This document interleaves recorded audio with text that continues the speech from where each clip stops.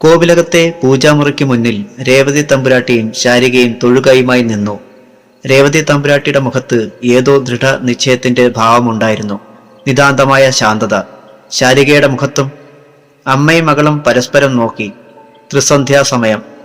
നിതാന്ത ജാഗ്രതയോടെ ആ രംഗത്തിന് സാക്ഷിയാകും പോലെ നിലവിളക്കിന്റെ നാളങ്ങൾ നിശ്ചലം നിന്നു. തൊഴുകയുമായി നിൽക്കുന്ന ഭക്തന്റെ മനസ്സുപോലെയായിരുന്നു ആ തിരുനാളവും. ദേവി വിഗ്രഹത്തിനു മുന്നിൽ സാഷ്ടാംഗ പ്രണാമം ചെയ്ത് എഴുന്നേറ്റ രേവതി തമ്പുരാട്ടി വിഗ്രഹത്തിന്റെ കാൽച്ചുവട്ടിൽ നിന്ന് പഴകി തുരുമ്പിച്ച ഒരു താക്കോൽ കയ്യിലെടുത്തു. അത് ശാരികയുടെ വലത് കൈയിൽ ഏൽപ്പിച്ച് തിരിച്ച് ഇരു കൈകളും കൂട്ടി വാങ്ങി. അമ്മ നേരത്തെ എല്ലാം പറഞ്ഞിരുന്നത് കൊണ്ട് അവൾക്ക് സംശയമൊന്നും ഉണ്ടായില്ല. താക്കോലുമായി രേവതി മുന്നിൽ നടന്നു. മകൾ അമ്മയെ അനുഗമിച്ചു. രേവതി കോവിലകത്തിന്റെ ഇരുണ്ട ഇടനാഴികൾ താണ്ടി മകളെയും കൊണ്ട് തറവാടിന്റെ നിലവറയ്ക്ക് മുന്നിലെത്തി. അരനൂറ്റാണ്ട് കാലത്തിലേറെയായി തുറക്കാതെ കിടക്കുന്ന നിലവറ. നിലവറയുടെ താഴും കാലപ്പഴക്കം കൊണ്ട് തുരുമ്പെടുത്ത് കഴിഞ്ഞിരുന്നു. അരനൂറ്റാണ്ട് മുൻപ് മൺമറഞ്ഞു പോയ അവസാനത്തെ തമ്പുരാൻ അടച്ചുപൂട്ടിയ നിലവറയായിരുന്നു അത്. വീണ്ടും അത് തുറക്കാനുള്ള അർഹത രേവതിയുടെ അച്ഛനായിരുന്നു. അദ്ദേഹം ഗൃഹസ്ഥനാകാൻ ആഗ്രഹിച്ചത് കാരണം നിലവറ തുറക്കുന്നതിനെ കുറിച്ച് ആലോചിച്ചില്ല.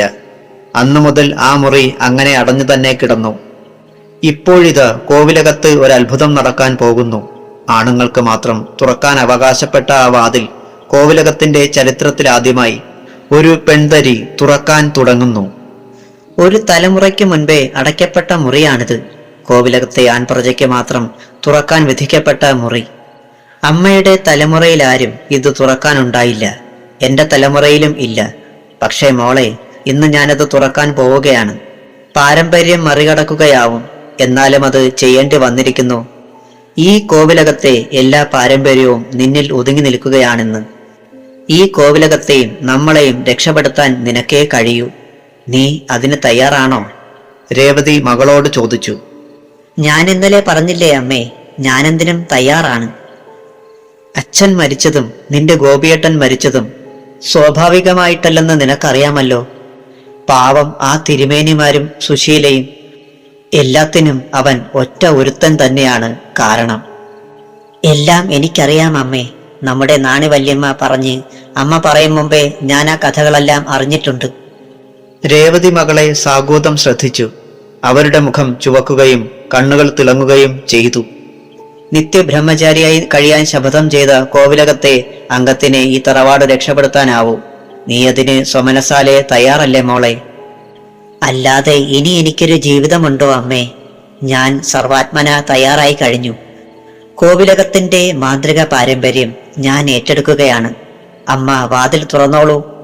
ദൃഢസ്വരമായിരുന്നു അവളുടേത്. അവളുടെ മനസ്സിൽ എന്തെങ്കിലും ആശ ബാക്കി കിടക്കുന്നുണ്ടോന്നറിയാനാണ് അവർ ചോദ്യം ആവർത്തിച്ചത്. രേവതിയുടെ കണ്ണുകൾ നിറഞ്ഞു. അവർ വാതിൽ തുറക്കുകയാണ്. പൂട്ടിന്റെ തുരുമ്പ് പൊടിഞ്ഞിളകി. അകത്തേക്ക് തുറക്കപ്പെട്ട വാതിൽ വലിയ ശബ്ദത്തിൽ കരഞ്ഞു. മുറിയിലേക്ക് വെളിച്ചം കയറിയപ്പോൾ കടവാവലുകൾ തലങ്ങും വിലങ്ങും പറന്നു. അവരുടെ സ്വൈരതയിലേക്ക് അലോസരത്തിന്റെ പ്രകാശം തെളിച്ചതാരാണെന്നാവും പ്രതിഷേധിച്ചുള്ള ആ പരക്കം പാച്ചിലിന്റെ സാരം. പെരിച്ചാഴികൾ മുറുമിക്കൊണ്ട് നാലുപാടും ചിതറിപ്പാഞ്ഞു. മുറിക്കുള്ളിൽ നിറയെ 8 കാലുകളുമുണ്ട്. ഒരു പ്രേതലോകത്തിന്റെ പ്രതീതിയായിരുന്നു നിലവറയ്ക്ക്. മുറിയുടെ അങ്ങേയറ്റത്ത് ദ്രവിച്ചു തുടങ്ങിയ പീഠത്തിൽ നിറം മങ്ങിയ പട്ടുകൊണ്ട് പൊതിഞ്ഞ ഒരിരുമ്പ് പെട്ടി. പെട്ടിയുടെ മുന്നിൽ എന്നോ അണഞ്ഞ നിലവിളക്കിന്റെ നിറം ക്ലാവ് പിടിച്ച് കറുത്തിരുന്നു. മുറിയിലെ അന്തരീക്ഷം കണ്ടപ്പോൾ തന്നെ ശാരികയ്ക്ക് പരിഭ്രമം തോന്നിത്തുടങ്ങി. കോവിലകത്ത് തന്നെയാണോ ഇത്തരമൊരു മുറി? നിലവറ അവൾ ആദ്യമായി തുറന്നു കാണുകയായിരുന്നു. ഭയപ്പെടേണ്ട, മോളങ്ങ് ചെന്നോളൂ.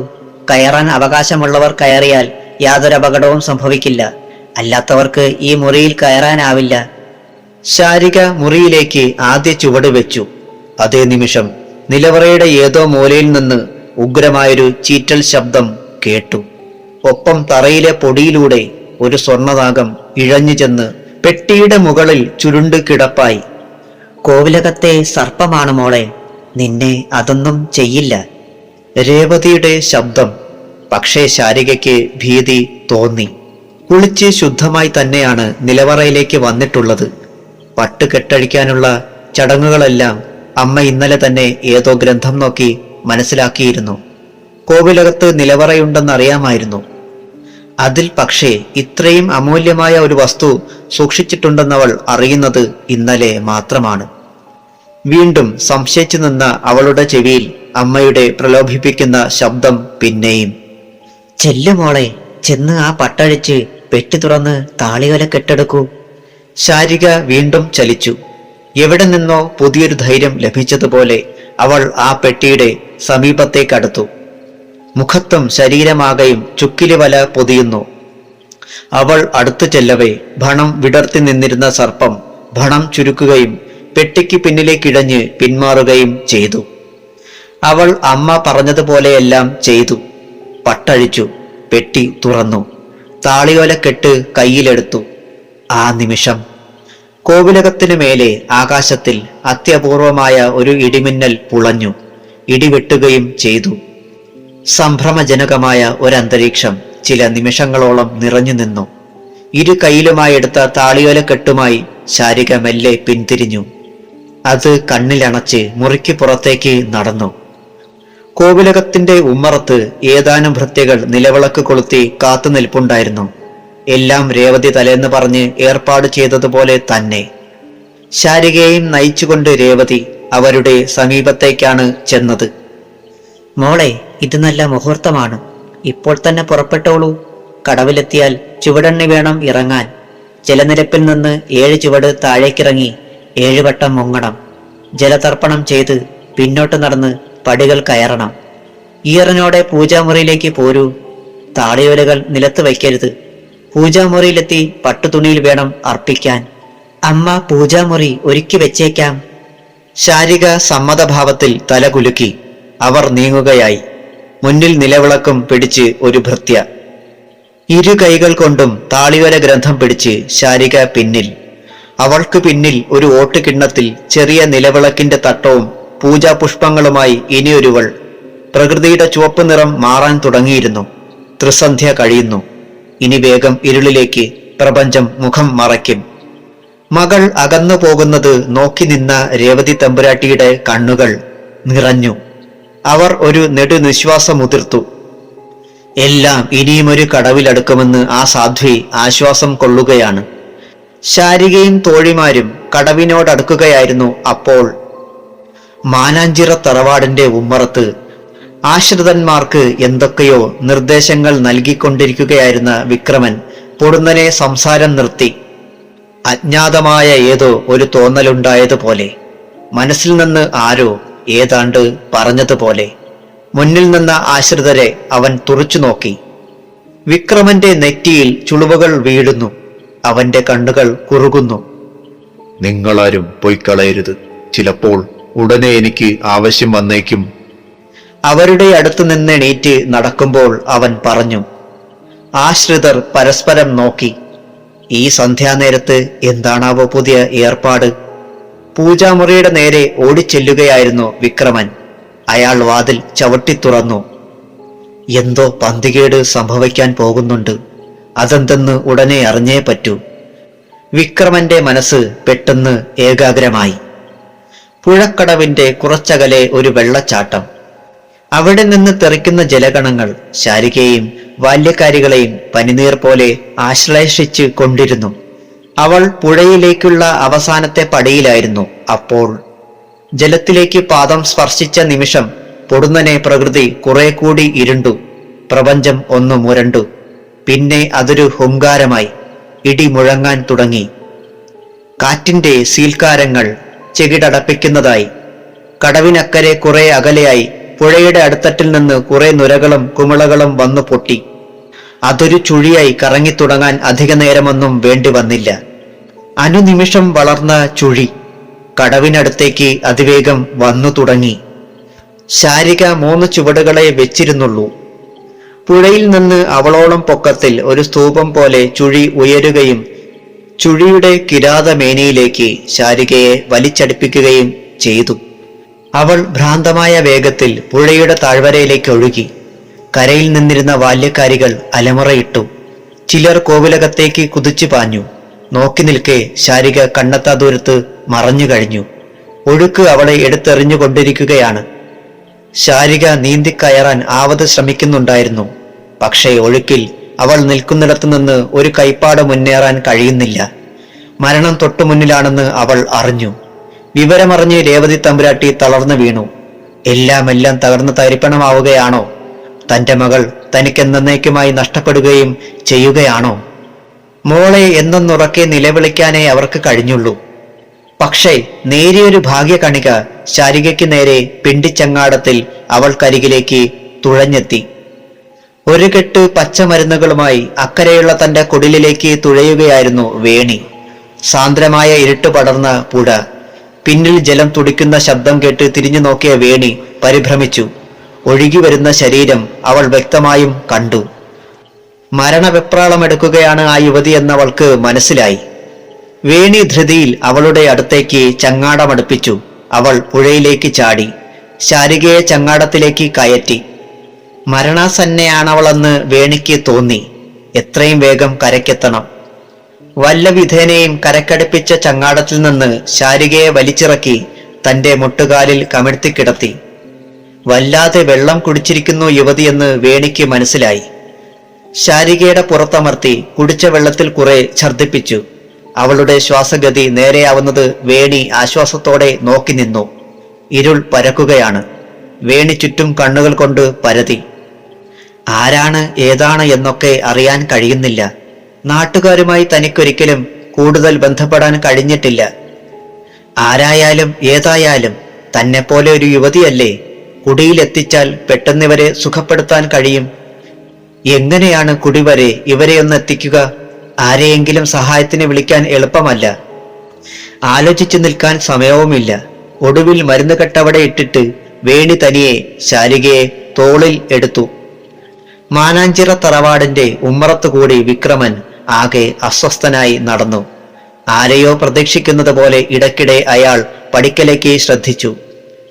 ഒരത്യാവശ്യ കാര്യത്തിന് പറഞ്ഞ് വല്ലവനെയും പറഞ്ഞയച്ചാൽ ഒരേഭ്യനും സമയത്തിന് വരില്ല. വിക്രമൻ മുരണ്ടു. താഴെ കടവ് വരെ 4 തവണ പോയി വരാനുള്ള സമയമായി. അസ്വസ്ഥത കോപമായി മുഖത്ത് തുടരാൻ തുടങ്ങുമ്പോഴേക്കും ഒരുത്തന്റെ നിഴൽ പടിക്കൽ കണ്ടു.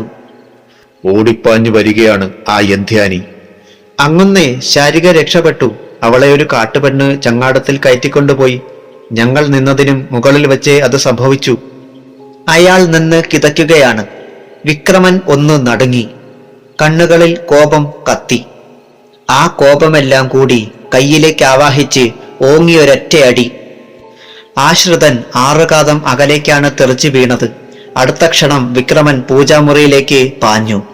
പൂജാമുറിയിലെ മഷിക്കിണ്ണത്തിൽ ശാരികയുടെയും വേണിയുടെയും മുഖം തെളിഞ്ഞു. ശാരിക ഒരു മൺഭിത്തിയിൽ ചാരിയിരിക്കുകയായിരുന്നു. വേണി അവളുടെ തൊട്ടടുത്തിരിക്കുന്നു. അവർ എന്തോ സംസാരിച്ചിരിക്കുകയാണ്. വിക്രമൻ അടിമുടി വിറച്ചു. അയാൾ ഉണങ്ങിയ ഒരു ചമതക്കമ്പ് ഒടിച്ചെടുത്തു. നിലവിളക്കിന് 3 വട്ടം ഉഴിഞ്ഞു നെഞ്ചോട് ചേർത്ത് ധ്യാനിച്ചു. പിന്നെ അത് തലയ്ക്ക് മുകളിലൂടെ പുറകിലേക്കെറിഞ്ഞു. വീണ്ടും തൊഴുത് ധ്യാനിച്ച് കിണ്ണത്തിലേക്കും നോക്കി ഇരിപ്പായി. മാനാഞ്ചിറ തറവാടിന്റെ പിന്നിൽ അടികൊണ്ട ആശ്രിതനെ പരിചരിക്കുകയായിരുന്നു കൂട്ടുകാർ. അയാളുടെ 2 പല്ലുകൾ തകർന്നു പോയിരിക്കുന്നു. വീഴ്ചയിൽ ശരീരത്തിന് ക്ഷതം സംഭവിച്ചിട്ടുണ്ട്. അയാള് വേദന കൊണ്ട് ഞെളിപിരി കൊണ്ടു. ആവശ്യമില്ലാത്തത് പറയാൻ അങ്ങേരുടെ മുന്നിൽ പോകരുതെന്ന് അറിയാമായിരുന്നില്ലേ? നീയത് പറയും മുൻപേ അങ്ങേര് വിവരമറിഞ്ഞ് കാണുമല്ലോ. ഒടുവിൽ എന്തോ പറയാൻ നാവെടുത്തതും പൊടുന്നനെ അയാൾ അപ്രത്യക്ഷമായി. അത് മറ്റുള്ളവരെ അമ്പരപ്പിച്ചു. ഭയചകിതരായി അവർ ചുറ്റും നോക്കി. മാഞ്ഞു പോയതുപോലെ അപ്രത്യക്ഷനായ അയാൾ തെല്ലുമാറി ഒരു കാട്ടുപോത്തായി രൂപാന്തരപ്പെട്ടു. വിക്രമന്റെ ഒടിവിദ്യ. പോത്ത് വേണിയുടെ കുടിലിന്റെ സമീപത്ത് ഒരു മരച്ചുവട്ടിൽ ചെന്ന് നിലയുറപ്പിച്ചു. വിക്രമന്റെ ഉദ്ദേശം എന്താണെന്ന് അവന് മാത്രമേ അറിയൂ. അപ്പോൾ എന്തോ സംശയം തോന്നിയതുപോലെ അയാളൊന്ന് നിന്നു. ചുറ്റും പരതിയ മൂപ്പന്റെ മുഖത്ത് അത്ഭുത ഭാവം. മരച്ചുവട്ടിൽ നിൽക്കുന്ന പോത്തിനെ അയാൾ കണ്ടുപിടിച്ചിരിക്കുന്നു. അരയന്റെ കൈത്തണ്ടയുടെ രക്ഷ ഒരു വട്ടം വിറകൊള്ളുകയും ചെയ്തു. കാര്യം ഏതാണ്ട് മനസ്സിലായ മട്ടിൽ മൂപ്പനൊന്ന് തലകുലുക്കി. പിന്നെ നിലത്തുനിന്നൊരു ബലമുള്ള വിറക് കമ്പെടുത്തു. നീ ഒളിച്ച ഞാൻ കാണുകയില്ലെന്നും തിരിച്ചറിയുകയില്ലെന്നും കരുതി അല്ലേ? കമ്പുമായി പോത്തിനടുത്തേക്ക് ധൈര്യപൂർവം ചെന്ന് മൂപ്പൻ അതിന്റെ ഒരു കൊമ്പിനിട്ടും ഒരു കാലിനിട്ടും മാറി മാറി അടിച്ചു. പോത്ത് ജീവനും കൊണ്ട് പാഞ്ഞു. കുറച്ചു ദൂരം ഓടിയ ആ ജന്തു ശൂന്യതയിലേക്ക് ലയിച്ചതുപോലെ അപ്രത്യക്ഷമായി. വിക്രമന്റെ ആശ്രിതന്മാർ ആകെ വിഹ്വലരായി. ആർക്കുമാർക്കും ഒന്നും പറയാനില്ലാത്ത അവസ്ഥയിൽ മിഴിച്ചിരിക്കുകയായിരുന്നു. അടികൊണ്ടവന്റെ വേദന അവൻ അറിയാതെ പോയിരിക്കുന്നു. അപ്രത്യക്ഷനായ ആശ്രിതൻ അപ്പോഴാണ് അവിടേക്ക് ഞൊണ്ടി ഞൊണ്ടി വന്നത്. അവന്റെ വരവ് കണ്ടുകൊണ്ട് വിക്രമൻ ഉമ്മറത്ത് നിൽപ്പുണ്ടായിരുന്നു. ആശ്രിതൻ കരഞ്ഞുകൊണ്ട് വിക്രമന്റെ കാലിലേക്ക് വീണു. കടന്നു പോടാ നായേ. വിക്രമന്റെ അലർച്ച നാലുകെട്ടിനെ അപ്പാടെ കിടിലം കൊള്ളിച്ചു. ഒപ്പം അയാളെ തൊഴിച്ചു തെറിപ്പിക്കുകയും ചെയ്തു. ആശ്രിതൻ മുറ്റത്ത് മലർന്നടിച്ച് വീണു. മൂപ്പൻ കുടിലിലേക്ക് കയറിയപ്പോഴാണ് ശാരികയെ ശ്രദ്ധിച്ചത്. മകളുടെ ഏതെങ്കിലും ഒരു കൂട്ടുകാരിയായിരിക്കുമെന്നേ കരുതിയുള്ളൂ. അതുകൊണ്ടാണ് ആദ്യം ശ്രദ്ധിക്കാത്തതും. വേണി ശാരികയെ അപ്പനെ പരിചയപ്പെടുത്തി കൊടുത്തു. ഇവിടെ എത്തിപ്പെട്ടത് ഒരു ഭാഗ്യമാണെന്നിപ്പോൾ തോന്നുന്നു വേണി. കോവിലകത്തിരുന്ന് മന്ത്രപഠനം പൂർത്തിയാക്കാമെന്ന വിശ്വാസം ഇത് കയ്യിലെത്തിയ നിമിഷം തന്നെ നഷ്ടപ്പെട്ടു. വേണി എന്നെ കണ്ടെത്തിയില്ലായിരുന്നെങ്കിൽ. താളിയോലക്കെട്ട് വേണിയെ കാട്ടിക്കൊണ്ടാണവൾ അത് പറഞ്ഞത്. മരണത്തിന്റെ വക്കത്തെത്തിയിട്ടും അവൾ അത് കൈവിട്ടില്ല.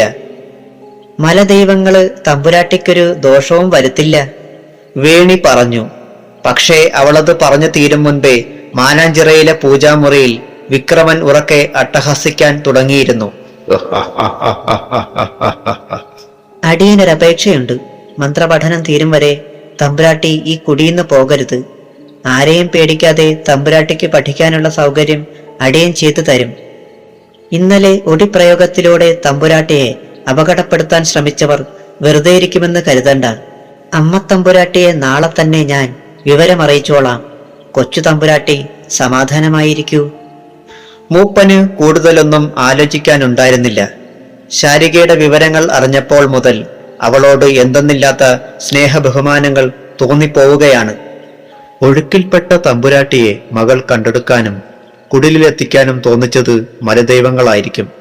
തമ്പുരാട്ടി സ്വാഭാവികമായി ഒഴുക്കിൽപ്പെടുകയായിരുന്നില്ലെന്ന് മൂപ്പന് ബോധ്യമായിട്ടുണ്ട്. തമ്പുരാട്ടിക്ക് പാർക്കാൻ ഒരു മുളംകുടിൽ നാളെ തന്നെ അടിയനുണ്ടാക്കിക്കാം. ഈ കുടി വന്ന് തമ്പുരാട്ടിയെ ഉപദ്രവിക്കാൻ ധൈര്യമുള്ള ഒരു ദുർമൂർത്തിയും ഇന്നോളമില്ല. അവരെ ഇവിടേക്ക് പറഞ്ഞയക്കാൻ കഴിയുന്ന മന്ത്രവാദികളും. അന്ന് വേണി ഒന്നിച്ച് മൂപ്പന്റെ കുടിലിൽ തന്നെ ശാരിക അന്തിയുറങ്ങി. പുതിയൊരു കുടിൽ നിർമ്മിക്കുന്നതിന്റെ തിരക്കിലേക്ക് പുലർച്ചെ തന്നെ മൂപ്പൻ വ്യാപൃതനായി. കുടിയിലുള്ള ചെറുപ്പക്കാരെല്ലാം പങ്കെടുത്ത ഒരു ശ്രമദാനം. പുൽക്കെട്ട് ചുമക്കാനും ഈന്ത ചീന്താനുമൊക്കെ വേണിയും സജീവമായി ഉണ്ടായിരുന്നു. അവരുടെ സ്നേഹസഹകരണം കൃതജ്ഞതയോടെ നോക്കി നിൽക്കാനേ ശാരികയ്ക്ക് കഴിഞ്ഞുള്ളൂ. തന്റെ വിവരമൊന്നും അറിയാതെ അമ്മ പരിഭ്രമിച്ചിട്ടുണ്ടാവുമെന്ന് തീർച്ച. സാരമില്ല, മൂപ്പൻ വിശദമായി എല്ലാം അറിയിച്ചു കൊള്ളാമെന്ന് ഏറ്റിട്ടുണ്ടല്ലോ. മൂപ്പനെക്കുറിച്ചറിഞ്ഞപ്പോൾ അവിടെ തങ്ങുന്നതാണ് ഭാവിക്ക് നല്ലതെന്ന് ബോധ്യമായി. മൂപ്പൻ നല്ലൊരു മാന്ത്രികനാണത്രേ. തങ്ങൾക്കെതിരെ നീങ്ങുന്ന ആ ദുഷ്ടനെ ഏതായാലും നശിപ്പിക്കാൻ ശപഥം ചെയ്തു കഴിഞ്ഞു.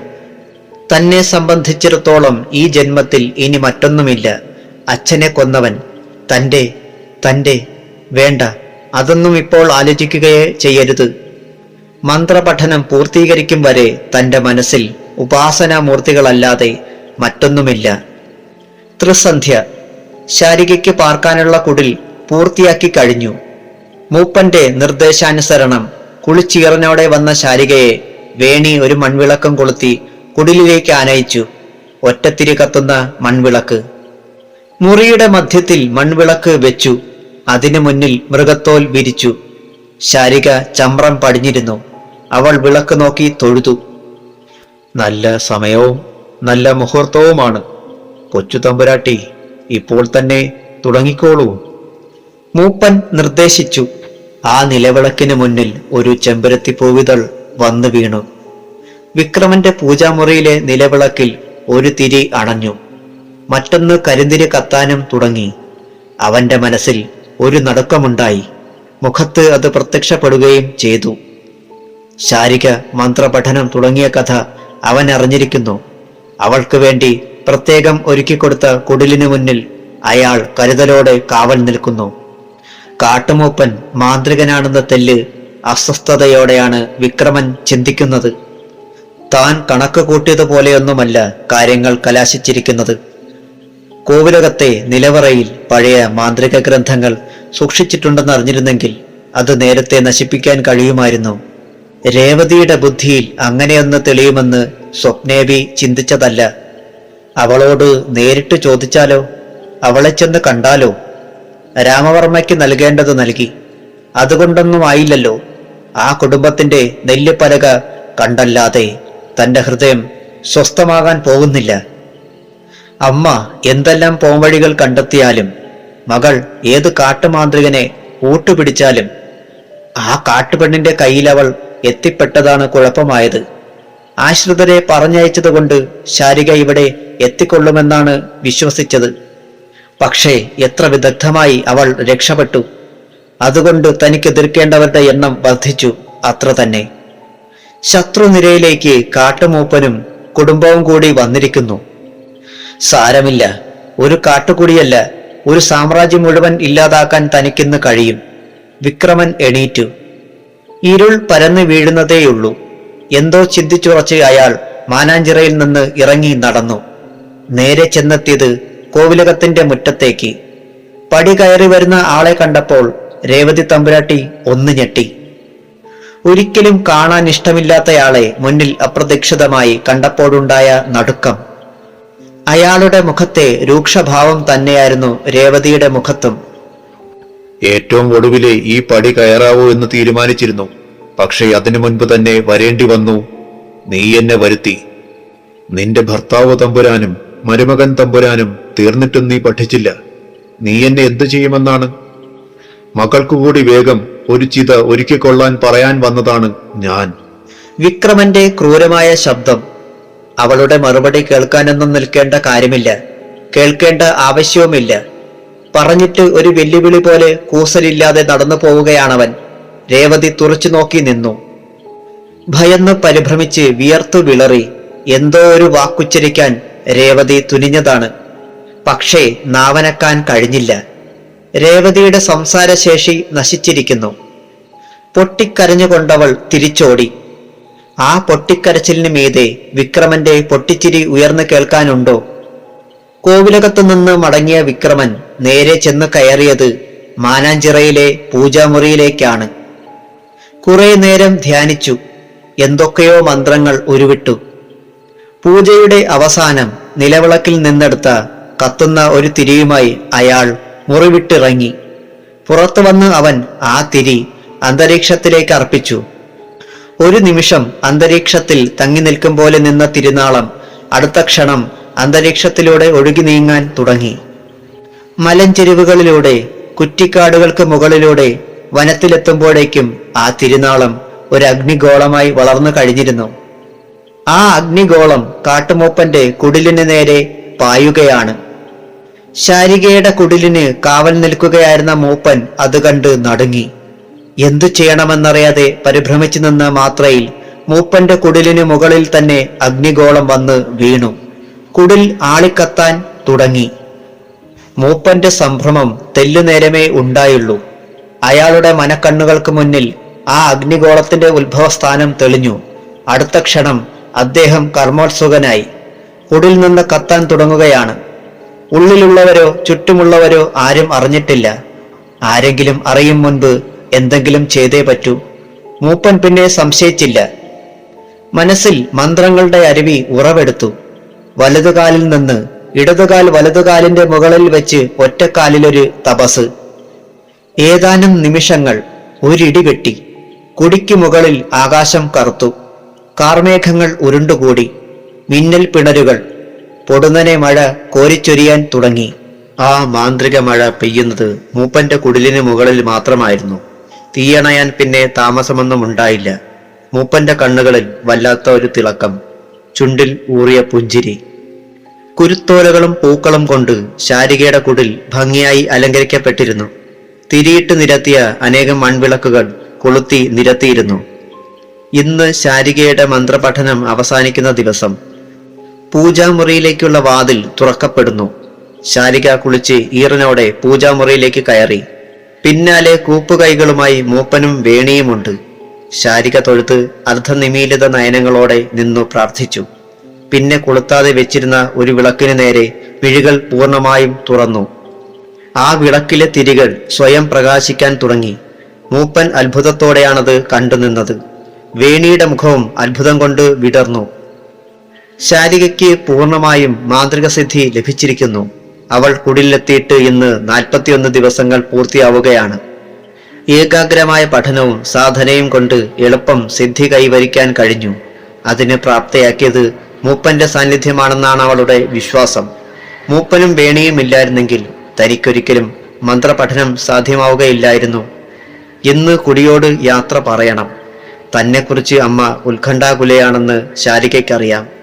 ഇടയ്ക്കിടെ മൂപ്പൻ വിവരങ്ങൾ അറിയിച്ചു കൊണ്ടിരിക്കുന്നത് കൊണ്ട് കുറെ ആശ്വാസമായേക്കും. താൻ ഇന്ന് കോവിലകത്ത് എത്തിച്ചേരുമെന്ന് കഴിഞ്ഞ ദിവസമാണ് അറിയിച്ചത്. നേരം വെളുത്തപ്പോൾ മുതൽ വഴിക്കണ്ണുമായി അമ്മ കാത്തിരിക്കുകയാവണം. കുടിലിനുള്ളിലെ അവസാനത്തെ പൂജയും പൂർത്തിയാക്കി ശാരിക പുറത്തിറങ്ങുമ്പോൾ മധ്യാഹ്നം. വേണിയോട് യാത്ര പറയാൻ നേരം ശാരിക വിതുമ്പി. വേണിയുടെ കണ്ണുകൾ നിറഞ്ഞു. ഓർക്കാപ്പുറത്ത് ലഭിച്ച ഒരു സ്നേഹിത. ആ ബന്ധം ഇത്രമേൽ വളരുമെന്ന് അറിഞ്ഞില്ല. നാട്ടിലെ പെൺകുട്ടികളെ കൂട്ടുകൂടാൻ കൊള്ളില്ലെന്ന എല്ലാ മുൻധാരണകളും ശാരികയെ പരിചയപ്പെട്ട നിമിഷം മുതൽ വേണിക്കില്ലാതായി. തമ്പുരാട്ടി, കുടിയിൽ നിന്ന് നാളെ പോകാവൂ. നാളെ ഇവിടുത്തെ ഉത്സവമാണ്. ഒരു ദിവസം കൂടി കഴിഞ്ഞേ വരുന്നുള്ളൂവെന്ന് അമ്മ തമ്പുരാട്ടിയെ അറിയിക്കാൻ ആളെ പറഞ്ഞയക്കാം. അത് മതി തമ്പുരാട്ടി. മൂപ്പനും മകളെ പിന്താങ്ങി. ശാരിക ചിരിച്ചു. അവരുടെ സ്നേഹപൂർണമായ നിർദ്ദേശത്തെ മാനിക്കാതിരിക്കാൻ ശാരികയ്ക്കെങ്ങനെ കഴിയും? ഒരേയൊരു ദിവസം കൂടിയല്ലേ ഉള്ളൂ. ഇതുവരെ വേണിയുടെ കുടി മുഴുവനും ഒന്ന് കണ്ടിട്ടു പോലുമില്ല. ഇന്നതിനു വേണ്ടി നീക്കിവെക്കാം. നാളെ ഉത്സവത്തിൽ പങ്കെടുത്ത് മടങ്ങാം. മാന്ത്രിക സിദ്ധി കൈവന്നപ്പോൾ എന്തെന്നില്ലാത്ത ഒരു ഉന്മേഷം, ധൈര്യം. ഞാൻ സമ്മതിച്ചു വേണി. നിങ്ങളുടെ ഉത്സവം കൂടി കഴിഞ്ഞേ ഞാൻ പോകുന്നുള്ളൂ. പക്ഷേ ഒരു കാര്യം, എന്റെ ഒപ്പം കോവിലകത്തേക്ക് നിങ്ങൾ രണ്ടുപേരും വരണം. അത് സമ്മതിച്ചാലേ ഞാൻ നിൽക്കൂ. സമ്മതം, പൂർണ്ണ സമ്മതം. മൂപ്പനും വേണിയും ഒരുമിച്ചാണത് പറഞ്ഞത്. അന്നത്തെ ദിവസം ശാരികയ്ക്ക് ഉല്ലാസത്തിൻ്റെത് മാത്രമായിരുന്നു. പിറ്റേന്ന് ഉത്സവവും കഴിഞ്ഞ് മൂവരും ഒന്നിച്ച് കോവിലകത്തേക്ക് യാത്രയായി. പടിക്കലെത്തിയപ്പോഴേ അമ്മയെന്ന് വിളിച്ചുകൊണ്ട് ശാരിക കോവിലകത്തിനുള്ളിലേക്ക് പാഞ്ഞു. വേണിയും മൂപ്പനും കോവിലകവും പരിസരങ്ങളും അന്തം വിട്ട് നോക്കി നിൽക്കുകയായിരുന്നു. അത്രയും വലിയ ഒരു കെട്ടിടം അവർ ആദ്യം കാണുകയാണ്. മകളുടെ ശബ്ദം കേട്ട് രേവതി തമ്പുരാട്ടി കണ്ണുകൾ തുടച്ചുകൊണ്ട് പുറത്തേക്കിറങ്ങി ഓടി വന്നു. മകളെ കെട്ടിപ്പുണർന്നു നിന്ന് രേവതി വിതുമ്പിക്കരഞ്ഞു. അത്രയുമായിട്ടും അമ്മ തന്നോട് ഒരക്ഷരം ഉരിയാടാതിരുന്നതിനെ കുറിച്ച് അപ്പോഴാണ് ശാരിക ശ്രദ്ധിച്ചത്. എന്തോ പറയാൻ ആവതും ശ്രമിക്കുന്നുണ്ടവർ. പക്ഷേ നാവനങ്ങുന്നില്ല. ശബ്ദം പുറത്തേക്ക് അണയുന്നില്ല. എന്താണമ്മേ, അമ്മയ്ക്കെന്തേ പറ്റിയത്? അവളുടെ ശബ്ദം ഉത്കണ്ഠയുടേതായിരുന്നു. വിക്രമൻ ഇവിടെ വന്നിരുന്നെന്നും അവൻ വെല്ലുവിളിച്ചുവെന്നും രേവതി തമ്പുരാട്ടി ആംഗ്യങ്ങളിലൂടെ ധരിപ്പിച്ചു. വേണിക്കത് മുഴുവൻ മനസ്സിലായില്ലെങ്കിലും മൂപ്പന് മനസ്സിലായി. ഇവരെ കോവിലകത്തേക്ക് വിളിച്ചുകൊണ്ടുപോയി ഭക്ഷണം കഴിപ്പിക്കാനും ആംഗ്യത്തിലൂടെ രേവതി തമ്പുരാട്ടി ആവശ്യപ്പെട്ടു. മകളെ രക്ഷപ്പെടുത്തിയ ആ നല്ല മനുഷ്യനെയും മകളെയും കൃതജ്ഞതയോടെ നോക്കി. അവരോട് ഒരു നന്ദി വാക്ക് പറയാൻ പറ്റുന്നില്ലല്ലോ എന്നതായിരുന്നു തമ്പുരാട്ടിയുടെ ഏറ്റവും വലിയ ദുഃഖം. അമ്മയുടെ നേരെ നോക്കുന്തോറും ശാരികയുടെ കണ്ണുകൾ നിറഞ്ഞു നിറഞ്ഞു വന്നു. ശാരികയുടെ മനക്കണ്ണുകൾക്ക് മുന്നിൽ അപ്പോഴാണ് ആ അപകടം തെളിഞ്ഞത്. കോവിലകത്തിന് ചുറ്റും അദൃശ്യമായ ഒരു മാന്ത്രിക വലയം, വിക്രമൻ ചെയ്തിട്ട് പോയ ആഭിചാരം. ആ നിമിഷം തന്നെ ശാരിക കർമ്മനിരതയായി. അമ്മയും വിളിച്ചുകൊണ്ടവൾ പൂജാമുറിയിലേക്ക് നടന്നു. വേണിയും മൂപ്പനും അവരെ അനുഗമിച്ചു. നിലവിളക്ക് കൊളുത്തി കുറച്ച് പൂക്കൾ പറിച്ച് ഒരു തൂശനില വെട്ടി വിളക്കിന് മുന്നിൽ വെച്ച് അതിൽ പൂക്കൾ നിക്ഷേപിച്ചു. അമ്മയെ വിളക്കിന് മുന്നിൽ ഇരുത്തി. മുന്നിൽ ശാരിക ഇരുന്നു. തൊഴുത് ധ്യാനിച്ച അവളുടെ ചുണ്ടുകളിൽ ഒരു ധ്യാനമന്ത്രത്തിന്റെ ശ്ലോകമുണർന്നു. രേവതി തമ്പുരാട്ടിയുടെ കണ്ണുകൾ വിസ്മയം കൊണ്ട് വിടർന്ന് വിടർന്നു വന്നു. അവർ മുന്നിൽ കാണുന്നത് അപ്പോൾ ശാരികയെ ആയിരുന്നില്ല. തേജസ്വിനിയായ ത്രിപുര സുന്ദരിയെ, സർവാഭരണ വിഭൂഷിതയായ സാക്ഷാൽ ദേവി.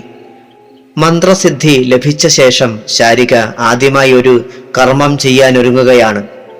അമ്മയുടെ സംസാരശേഷി തിരികെ നൽകാൻ തനിക്ക് കഴിയില്ലേ? നിലവിളക്കിന് 3 പ്രദക്ഷിണം വെച്ച് തൂശനിലയിൽ നിന്ന് ഒരു പൂവിതളുമായി ശാരിക അമ്മയുടെ മുന്നിൽ ചെന്നു. ഒരിക്കൽ കൂടി തൊഴുതു ധ്യാനിച്ചു. ആ പൂവിതൾ രേവതിയുടെ തലമുടിക്കെട്ടിൽ തിരികെ വെച്ചു. നെറുകയിൽ അണിവിരൽ അമർത്തി മന്ത്രം ചൊല്ലി. മോളെ, ആർദ്രമായ ശബ്ദത്തിൽ രേവതി തമ്പുരാട്ടി വിളിച്ചു.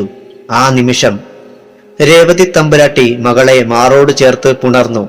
ആഹ്ലാദം കൊണ്ട് ശാരിക അടിമുടി പൂത്തു നിൽക്കുകയായിരുന്നു. മൂപ്പന്റെയും വേണിയുടെയും കണ്ണുകൾ നിറഞ്ഞു. ഒരു നല്ല മുഹൂർത്തത്തിന് സാക്ഷ്യം വഹിക്കാൻ കഴിഞ്ഞല്ലോ. വേണിയെയും മൂപ്പനെയും വേണ്ട വിധം സൽക്കരിക്കാൻ രേവതി മറന്നില്ല. നിങ്ങളില്ലായിരുന്നെങ്കിൽ എനിക്കെന്റെ മകളെ തിരികെ ലഭിക്കുമായിരുന്നില്ല. നിങ്ങളോട് നന്ദി പറയാൻ. ഒന്നും വേണ്ട വല്യമ്പ്രാട്ടി, ഞങ്ങൾ ഞങ്ങളുടെ കടമ ചെയ്തു. മലദൈവങ്ങളെ കൽപ്പിച്ചത് അടിയങ്ങൾ ചെയ്തു, അത്രമാത്രം. ഞങ്ങളുടെ കുടിയിലിരുന്ന് കൊച്ചു തമ്പുരാട്ടി മാന്ത്രിക വിദ്യകൾ പഠിച്ചു എന്നുള്ള ഓർമ്മ പോലും ഞങ്ങൾക്ക് വലിയ അഭിമാനം നൽകുന്നു. അതുമാത്രം മതി ഞങ്ങൾക്ക്. വേണിയും മൂപ്പനും കഴിയുന്നത്ര നിർബന്ധിച്ചിട്ടും ശാരിക അവരെ അന്ന് പറഞ്ഞയച്ചില്ല. ഈ വൈകിയ വേള നിങ്ങൾക്ക് പുറപ്പെടാൻ തെല്ലും അനുയോജ്യമല്ല. അതുകൊണ്ട് കൂടിയാണ് നാളെ പുറപ്പെട്ടാൽ മതിയെന്ന് ഞാൻ നിർബന്ധിക്കുന്നത്. മൂപ്പനും മകളും അതനുസരിക്കാനേ കഴിയുമായിരുന്നുള്ളൂ. കോവിലകത്ത് നിന്ന് മാറി നിന്ന 40 ദിവസങ്ങളെക്കുറിച്ച് ശാരിക അമ്മയ്ക്ക് വിശദീകരിച്ചു. അപകടം എന്നെ മാത്രമല്ല, എന്നെ രക്ഷിച്ച മൂപ്പനെയും നിഴൽ പോലെ പിന്തുടർന്നു കൊണ്ടിരുന്നു. പക്ഷേ വിക്രമന്റെ അക്രമങ്ങൾ മൂപ്പനെ ഏശ്യതയില്ല. കുറച്ചു നാളുകളായി മാനാഞ്ചിറക്കാരന്റെ ഭാഗത്തു നിന്ന് ഒരു കുഴപ്പവും ഉണ്ടാകുന്നില്ല. അതുതന്നെയാണ് അതിശയവും അതിലേറെ ഭയവും. അവൻ നമുക്കെതിരെ മറ്റെന്തെങ്കിലും ചതിവുകൾ ആസൂത്രണം ചെയ്യുകയാവും. വിഷസർപ്പത്തേക്കാൾ പകയുള്ളവനാണവൻ. അടങ്ങിയിരിക്കുമെന്ന് കരുതാനാവില്ല. നാട്ടിൽ പേടിച്ച് ആർക്കും പുറത്തിറങ്ങാൻ കഴിയുന്നില്ലെന്ന് കേട്ടു. പണ്ടത്തെ രോഷം മുഴുവൻ അവൻ ഓരോരുത്തരിലൂടെയും വീട്ടിക്കൊണ്ടിരിക്കുകയാണത്രേ. ബുദ്ധിയുള്ളവനാണെങ്കിൽ ഇനി നമുക്ക് നേരെ തിരിയില്ല. കാര്യങ്ങളൊക്കെ അറിഞ്ഞുകൊണ്ടിരിക്കുകയായിരിക്കുമല്ലോ അവൻ. രേവതി നിഷേധാർത്ഥത്തിൽ തലയാട്ടി. അങ്ങനെ വിശ്വസിക്കാനേ പാടില്ല. വിക്രമൻ ഒരു മനുഷ്യനെയല്ല, ചെകുത്താന്റെ ജന്മമാണവന്റേത്. ഒതുങ്ങിയിരുന്ന് പക വീട്ടാനുള്ള കരുക്കൾ നീക്കുകയാവും അവൻ. കോവിലകത്തിരുന്ന് അവർ വിക്രമനെ കുറിച്ച് സംസാരിക്കുമ്പോൾ തന്റെ പൂജാമുറിയിലിരുന്ന് ഉറക്കെ ഉറക്കെ ചിരിക്കുകയായിരുന്നു വിക്രമൻ. ശാരികയ്ക്കെതിരെ നീങ്ങേണ്ടതെങ്ങനെയാണെന്നവൻ തീരുമാനിച്ചുറച്ച് കഴിഞ്ഞിരിക്കുന്നു. പ്രഭാതം. വേണിയും മൂപ്പനും രേവതി തമ്പുരാട്ടിയോടും ശാരികയോടും യാത്ര ചോദിച്ചു. കോവിലകത്തിന്റെ മുറ്റത്താണവർ. വേണിയുടെയും ശാരികയുടെയും കണ്ണുകൾ നിറഞ്ഞിരിക്കുന്നു. ശാരിക വേണിയെ ചേർത്ത് പിടിച്ച് ആശ്വസിപ്പിച്ചു. എന്നെങ്കിലും അമ്മയെയും കൂട്ടി കുടിലിലെത്തിക്കോളാമെന്ന് വാക്ക് പറഞ്ഞു. വേണി തന്റെ കൈത്തണ്ടയിൽ കെട്ടിയിരുന്ന രക്ഷാചരട് അഴിച്ചെടുത്തു. അവളത് ശാരികയുടെ കൈത്തണ്ടയിൽ കെട്ടിക്കൊടുത്തുകൊണ്ട് പറഞ്ഞു, തമ്പുരാട്ടിക്ക് ഇതിന്റെ ആവശ്യമില്ലെന്നറിയാം. പക്ഷേ തമ്പുരാട്ടിക്ക് സമ്മാനിക്കാൻ എന്റെ പക്കൽ ഇത് മാത്രമേ ഉള്ളൂ. അത് നിനക്ക് അച്ഛൻ കെട്ടിത്തന്ന രക്ഷയല്ലേ വേണി? അത് നിന്റെ കയ്യിൽ തന്നെ കിടക്കട്ടെ. ഒന്നുമില്ലേലും നിന്നെ ഞാൻ എന്റെ ജീവിതാവസാനം വരെ ഓർക്കും. നിന്നെ മറക്കാൻ എനിക്കെങ്ങനെ കഴിയും? അച്ഛൻ ഒപ്പമുള്ളപ്പോൾ എനിക്കെന്തിനെ തമ്പുരാട്ടി രക്ഷ? കുടിയിലെത്തിയാലുടൻ ഞാൻ മറ്റൊരെണ്ണം അച്ഛനെ കൊണ്ടുണ്ടാക്കിച്ച് കെട്ടിക്കോളാം. അവളുടെ നിർബന്ധത്തിന് മുന്നിൽ വഴങ്ങാനേ ശാരികയ്ക്ക് കഴിയുമായിരുന്നുള്ളൂ. അവർ ഒരിക്കൽ കൂടി യാത്ര ചോദിച്ചു. ഇരുവരും പടിയിറങ്ങി പോകുന്നത് ശാരികയും രേവതിയും നോക്കി നിന്നു. അവർ കണ്ണത്താ ദൂരത്ത് മറഞ്ഞു കഴിഞ്ഞാണ് ഇരുവരും ഉമ്മറത്തേക്ക് തിരിച്ചു നടന്നത്. ശാരികയെ വേണി തിരിഞ്ഞ് തിരിഞ്ഞ് നോക്കുന്നുണ്ടായിരുന്നു. കോവിലകത്ത് നിന്ന് ഒരു നാഴികയിലേറെ നടന്നു കഴിഞ്ഞ മൂപ്പനും വേണിയും പാടം കഴിഞ്ഞ് വെട്ടുവഴിയിലേക്ക് കയറി. അവർക്ക് നേരെ 4-5 പേർ അകലെ നിന്ന് നടന്ന് വരുന്നു. യഥാർത്ഥത്തിൽ അവർ വേണിയെയും മൂപ്പനെയും പ്രതീക്ഷിച്ചു നിന്നിരുന്ന വിക്രമന്റെ ആശ്രിതരായിരുന്നു. ഇന്ന നേരത്ത് ഇന്ന വഴിയെ അവർ നടന്നു വരുമെന്ന് പറഞ്ഞ് വിക്രമൻ അയച്ചതാണവരെ. മൂപ്പനും വേണിക്കും നേരിയ സംശയം പോലും ഉണ്ടായിരുന്നില്ല. ആരോ വഴിപോക്കർ എന്നതിലപ്പുറം അപരിചിതരെ അവർ ഗവനിച്ചില്ല.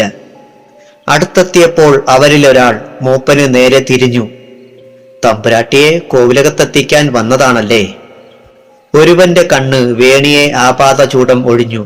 കാട്ടുവസ്ത്രം ധരിച്ച അവളുടെ യൗവനത്തിന്റെ പൊലിമ കുറേയേറെ വ്യക്തമായിരുന്നല്ലോ. വേണി അച്ഛന്റെ പിന്നിലേക്ക് വലിഞ്ഞു. അയാളുടെ നോട്ടവും ഭാവവും അവൾക്കൊട്ടും പിടിച്ചില്ല. കാട്ടിന്നിത്തിടം വന്നിട്ട് മാനാഞ്ചിറ ഉത്സവം കാണാതെ പോവാ. നിങ്ങളുടെ കൂട്ടർ എല്ലാ കൊല്ലവും വരാറുണ്ടല്ലോ. കഴിഞ്ഞ കൊല്ലം കൂട്ടത്തിൽ നിങ്ങളും ഉണ്ടായിരുന്നെന്ന് തോന്നുന്നു. മൂപ്പനോടാണ് ചോദ്യം. ഇല്ല, ഞങ്ങൾ ഈ ഭാഗത്ത് ആദ്യം വരികയാണ്. മൂപ്പന് തെല്ലും ആലോചിക്കാനുണ്ടായിരുന്നില്ല. അദ്ദേഹം അവരെ കാര്യമായി ശ്രദ്ധിച്ചിരിക്കുന്നു. ആശ്രിതർ മൂപ്പൻ കാണാതെ തമ്മിൽ തമ്മിൽ നോക്കുകയും കണ്ണുകൾ കൊണ്ട് ആശയവിനിമയം നടത്തുകയും ചെയ്തു. എങ്കിൽ ഞങ്ങൾക്ക് തോന്നിയതാവും. നിങ്ങളെപ്പോലെ ഒരാളുണ്ടായിരുന്നു, നല്ല മുഖപരിചയം. വിക്രമന്റെ ആശ്രിതർക്കും ബിരുദേറുമല്ലോ. ഒരിക്കൽ തമ്പുരാട്ടി കൈവിട്ടുപോയി, അതിനനുഭവിക്കുകയും ചെയ്തു. അണപ്പല്ല് 2 നഷ്ടമായത്. വീണ്ടും മറ്റൊരവസരം നൽകിയപ്പോൾ അത് വേണ്ട വിധത്തിൽ വിനിയോഗിക്കേണ്ടത് അവരുടെ ആവശ്യമാണ്. ഒരബദ്ധം ആർക്കും പറ്റാം, അത് 9 ശരിയാവില്ലല്ലോ. ഇവരെല്ലാം കണ്ടാൽ ഒരുപോലെ ഇരിക്കുമടോ, നിനക്ക് ചിലപ്പോൾ തോന്നിയതാവും. മൂപ്പന്റെ പ്രതികരണം മോശമാണെന്നറിഞ്ഞപ്പോൾ കൂട്ടുകാരന്റെ സഹായത്തിന് മറ്റൊരുവനെത്തി. ഉത്സവങ്ങളൊന്നും കാണാൻ വന്നവരല്ല ഞങ്ങൾ. മലയിലെത്തിയിട്ട് വേറെ കാര്യമുണ്ട്. ബാ മോളെ. മൂപ്പൻ അവരെ അവഗണിച്ച് നടക്കാൻ തുടങ്ങി. പോകല്ലേ മൂപ്പ, ഞങ്ങളുടെ ഉത്സവത്തിന് നിങ്ങളൊക്കെ വരുന്നത് ഞങ്ങൾക്കൊരന്തസ. കാണേണ്ട ആഘോഷങ്ങളും. മകളെ അതൊക്കെ കാട്ടിയിട്ട് മലേരിയയ്ക്ക് പോയാൽ പോരെ? ഇവിടെ ആദ്യം വന്നിട്ട് മകളെയും കൊണ്ടിങ്ങനെ എല്ലായ്പ്പോഴും വരാൻ പറ്റുമോ? അവർ വല്ലാതെ പ്രലോഭിപ്പിക്കുകയാണ്. തന്റെ കൂട്ടരെക്കുറിച്ച് നല്ലത് പറഞ്ഞു കേട്ടപ്പോൾ മൂപ്പനതിഷ്ടമാവുകയും ചെയ്തു. മൂപ്പന്റെ മനസ്സൊന്നയഞ്ഞു. അദ്ദേഹം മകളെ നോക്കി. അതോടെ ആശ്രിതർക്ക് ഉത്സാഹമായി. മൂപ്പൻ വീഴുമെന്ന് ഏതാണ്ട് ഉറപ്പായല്ലോ. അച്ഛന് താല്പര്യമെങ്കിൽ വേണിക്കെന്ത് വിരോധം? അവളുടെ കാതുകളിൽ അകലെ നിന്നൊരു ഉത്സവമേളത്തിന്റെ ചീന്ത് വന്നു വീണുവോ? കണ്ടോ മൂപ്പ, മോൾക്കും ഉത്സവം കൂടാൻ താല്പര്യമുണ്ട്. അവൾക്കിതൊക്കെ എന്നും കാണാൻ കഴിയുമോ? നാട്ടിലെ ഉത്സവം എങ്ങനെയെന്ന് അവൾ കൂടി അറിയട്ടെ. നിങ്ങളുടെ ആൾക്കാർ വേറെയും അവിടെ ഉണ്ടാകും. അതു പറഞ്ഞ് ആശ്രിതർ തമ്മിൽ കണ്ണുകൾ കാട്ടുകയും മുന്നോട്ട് നടക്കാൻ തുടങ്ങുകയും ചെയ്തു. ഒന്ന് ശങ്കിച്ചു നിന്നെങ്കിലും വേണിയുടെ പ്രതീക്ഷാ നിർഭരമായ കണ്ണുകൾ കണ്ടപ്പോൾ അവർക്ക് പിന്നാലെ നടക്കാൻ മൂപ്പൻ തീരുമാനിച്ചു. കൈത്തണ്ടയിലെ രക്ഷ അകാരണമായി വിറകൊള്ളുന്നതോ മകളുടെ കയ്യിൽ അങ്ങനെയൊന്നില്ലെന്ന് തന്നെയോ തൽക്കാലം മൂപ്പൻ വിസ്മരിച്ചു. അല്ലെങ്കിൽ അവരുടെ നിയന്ത്രണം അപ്പോൾ പൂർണ്ണമായും മാനാഞ്ചിറ വിക്രമന്റെ കയ്യിലായിരുന്നല്ലോ. ഉത്സവ പന്തലിൽ പഞ്ചവാദ്യമേളം അരങ്ങ് തകർക്കുകയാണ്. ഗ്രാമത്തിന്റെ എല്ലാ ഭാഗങ്ങളിൽ നിന്നും ജനാവലികൾ അവിടേക്കെത്തിക്കൊണ്ടിരുന്നു. വേണി വിസ്മയം നിറഞ്ഞ മിഴികളോടെ ആ പരിസരങ്ങൾ ശ്രദ്ധിച്ചു. പഞ്ചവാദ്യത്തിന് കാതോർത്തു. അത്തരം ഉത്സവം അവൾ ആദ്യം കാണുകയാണല്ലോ. മാനാഞ്ചിറ കുടുംബം വക ക്ഷേത്രമാണ്. വർഷങ്ങളേറെയായി മുടങ്ങിക്കിടക്കുന്ന ഉത്സവം വിക്രമൻ പുനരാരംഭിക്കുകയായിരുന്നു. ഒരു കാലത്ത് ദേവദാസി ഗ്രാമത്തിന്റെ മുഴുവൻ ഉത്സവമായി മാറിയിരുന്ന ആഘോഷങ്ങൾക്ക് ഇടയ്ക്കെപ്പോഴോ നിലച്ചു. വിക്രമന്റെ പുറപ്പെട്ടു പോക്ക് അതിന് കാരണമായി തീർന്നിരിക്കാം. പുതുതായി ഉത്സവങ്ങൾ ആരംഭിക്കണമെന്നും ഗ്രാമത്തിലെല്ലാവരെയും പങ്കെടുപ്പിക്കണമെന്നും വിക്രമൻ തീരുമാനിച്ചതിന് പിന്നിൽ എന്തെങ്കിലും ഒരു കാരണമുണ്ടാകണം. എന്തെങ്കിലും ഒരു ഉദ്ദേശമില്ലാതെ മറ്റൊന്നും ചെയ്യുന്നവനല്ലല്ലോ മാനാഞ്ചിറ വിക്രമൻ. അതോ എല്ലാവരുടെയും സഹകരണം കൊണ്ട് മാത്രമേ തന്റെ പ്രതാപം ഉയർത്തിക്കൊണ്ടുവരാൻ കഴിയൂ എന്ന വിശ്വാസം കൊണ്ടോ? താല്പര്യമില്ലെങ്കിലും ഓരോ വീട്ടിലെയും ഓരോ അംഗങ്ങളെങ്കിലും ഉത്സവത്തിനെത്തിയിട്ടുണ്ട്. അത് അവരുടെ ഭയം കൊണ്ടാണെന്ന് വ്യക്തം. വരുന്നതാരൊക്കെയെന്ന് ശ്രദ്ധിക്കാനാവണം. ക്ഷേത്രത്തിന് മുന്നിൽ പ്രൗഢഗംഭീരനായി വിക്രമൻ നിൽക്കുന്നു. ചുറ്റും അനുചരന്മാർ. ദീപാരാധനയ്ക്കുള്ള സമയമാകുന്നതേയുള്ളൂ. ഉത്സവമേളം മുറുകി. ക്ഷേത്ര പരിസരങ്ങളിലും ഉത്സവ പന്തലിലും വെച്ചുവാണിഭക്കാരുടെ ഇടയിലുമൊക്കെ കാഴ്ചകൾ കണ്ട് നടക്കുകയായിരുന്നു മൂപ്പനും വേണിയും. അവരറിയാതെ അവരെ ചിലർ ശ്രദ്ധിച്ചുകൊണ്ടിരുന്നു. പ്രപഞ്ചം കൂടുതൽ ഇരുട്ടിലേക്ക് ആണ്ടുപോയിക്കൊണ്ടിരുന്നു. വിക്രമന്റെ കണ്ണുകൾ അനുചരന്മാരിൽ ആർക്കോ ഒരു സന്ദേശം കൈമാറി. അയാളത് അടുത്ത ആളുടെ പക്കലെത്തിച്ചു. അറിയേണ്ട എല്ലാവരും അരനിമിഷം കൊണ്ട് അത് അറിഞ്ഞു കഴിഞ്ഞു. പരിണിത ഫലം വളരെ പെട്ടെന്നുണ്ടായി. മൂപ്പന്റെ ചുറ്റും ഒരു കൃത്രിമ തിരക്കുണ്ടായത് പൊടുന്നനെയായിരുന്നു. വേണി മൂപ്പന്റെ സമീപത്തു നിന്ന് അകന്നുപോയി. മോളെ, അകലെയൊന്നും പോയേക്കരുത്. എവിടെ പോയാലും അമ്പലത്തിന് മുന്നിൽ നിന്നേക്കണം. മൂപ്പൻ വിളിച്ചു പറഞ്ഞു. ശരിയപ്പ. അവൾ ഉറക്കെ വിളിച്ചുത്തരം നൽകി. തിരക്കിൽ നിന്ന് പുറത്തു കടക്കാൻ ബന്ധപ്പെടുകയായിരുന്നു മൂപ്പൻ. വേണിയും അതുപോലെ ഒരു തിരക്കിൽപ്പെട്ടിരിക്കുകയാണ്. രണ്ടുപേരും അക്ഷരാർത്ഥത്തിൽ വളയപ്പെട്ടിരിക്കുകയാണെന്ന് ഉത്സവ ബഹളങ്ങൾക്കിടയിൽ മറ്റാരും സംശയിച്ചതേയില്ല. അവർക്കും അത് മനസ്സിലായില്ലെന്ന് തീർച്ച. ഒരു നിമിഷം മൂപ്പന്റെ കൈത്തണ്ടയിലെ രക്ഷ ഒന്ന് വിറച്ചു. മൂപ്പനത് ശ്രദ്ധിച്ചോ എന്ന് സംശയം. പന്തലിലെ തിരക്ക് അയാൾ ഉദ്ദേശിക്കാത്ത വിധത്തിൽ വളരുകയാണ്. ഒഴുക്കിനനുസരണമായി മുന്നോട്ട് നീങ്ങിക്കൊണ്ടിരിക്കുന്ന അവസ്ഥ. വിക്രമന്റെ ആശ്രിതർ മൂപ്പനെ വൃത്തത്തിന്റെ മധ്യത്തിലെന്നോണമാക്കി. ആരോ ഒരാളുടെ നിർദ്ദേശം ലഭിച്ച മാത്രയിൽ ഒരാളുടെ കൈ മൂപ്പന്റെ രക്ഷ കെട്ടിയ കൈത്തണ്ടയ്ക്ക് നേരെ ചെന്നു. ചരട് പൊട്ടിച്ചെറിയാൻ അധികം ബുദ്ധിമുട്ടേണ്ടി വന്നില്ല. മൂപ്പൻ പൊടുന്നനെ ഞെട്ടി. രക്ഷ പൊട്ടിച്ചവനെ ഒരു നോക്ക് കണ്ടു. ഏറെയൊന്നും ആലോചിക്കാനുണ്ടായിരുന്നില്ല. കടുവയെപ്പോലെ മുരണ്ടുകൊണ്ട് അടുത്ത ക്ഷണം മൂപ്പൻ അവന്റെ നേരെ കുതിച്ചു ചാടി. ആ നേരത്ത് സ്ഥലകാല ചിന്തയൊന്നും മൂപ്പനുണ്ടായിരുന്നില്ല. ഉത്സവ പന്തലിൽ തെയ്യം ആരംഭിച്ചിരിക്കുന്നു. മൂപ്പനുമായി ഇടയാൻ തന്നെയായിരുന്നു അവരുടെ ഭാവമെന്ന് തോന്നുന്നു. പക്ഷേ മൂപ്പനെ ഒതുക്കുക എന്നത് ഉദ്ദേശിച്ചത്ര എളുപ്പമായിരുന്നില്ല. മൂപ്പന്റെ കരങ്ങൾ കൊണ്ടുള്ള ഓരോ താടനങ്ങൾക്കും 200 റാത്തൽ ഭാരം വീതമുണ്ടെന്ന് തോന്നി. ഉണക്കക്കൊള്ളി പോലെ മെലിഞ്ഞ ഈ മനുഷ്യന് ഇത്രയും ശക്തി എവിടെ നിന്നുണ്ടായി? കണക്ക് കൂട്ടലുകളെല്ലാം പിഴയ്ക്കുകയാണെന്നും തങ്ങൾ കീഴടങ്ങുകയാണെന്നും വിക്രമന്റെ ആശ്രിതന്മാർക്ക് തോന്നി. പന്തലിൽ ആകെ ബഹളമായിരിക്കുന്നു. ആളുകൾ പരക്കം പായാൻ തുടങ്ങി. ആ ഭാഗത്തു നിന്നും കൂടുതൽ അകന്നു കഴിഞ്ഞിരുന്ന വേണി പന്തലിലെ ബഹളങ്ങൾ അറിഞ്ഞിരുന്നില്ല. തിരിഞ്ഞു നോക്കിയാലും അറിയാതിരിക്കാൻ വേണ്ടിയെന്നോണം പിന്നിലും ആശ്രിതന്മാർ ചുറ്റി നിന്നിരുന്നു. വിസ്മയത്തിന്റെ മിഴികളും തുറന്നു വെച്ച് വാണിഭക്കാരുടെ ചുറ്റും നടക്കുകയായിരുന്നു അവൾ. എല്ലാം ഒരു നോക്ക് കണ്ട് ക്ഷേത്രമുറ്റത്തേക്ക് തിരിക്കാമെന്ന് കരുതി തിരിഞ്ഞ നിമിഷം വേണിയുടെ ദുരന്തം പൂർണ്ണമായി. ആരോ അവളുടെ വായ പൊത്തി. ആരൊക്കെയോ ചേർന്ന് നിലത്തു നിന്നെടുത്തുയർത്തി. ചെറുക്കാനൊരു ചെറുവിരലെടുക്കാനാവും മുൻപേ അവളെ അവർ എങ്ങോട്ടോ മാറ്റിക്കളഞ്ഞു. പന്തലിലെ ബഹളത്തിനിടയിൽ ഇവിടെ നടന്നതെന്താണെന്ന് ആരും ശ്രദ്ധിച്ചില്ല. ഒരു പൂവെടുക്കുന്നത്ര ലാഘവത്തോടെയാണ് അവർ വേണിയെയും കൊണ്ട് ഇരുട്ടിലേക്ക് ഊളിയിട്ടത്. ചുറ്റുപാടും ഒന്നു നോക്കി.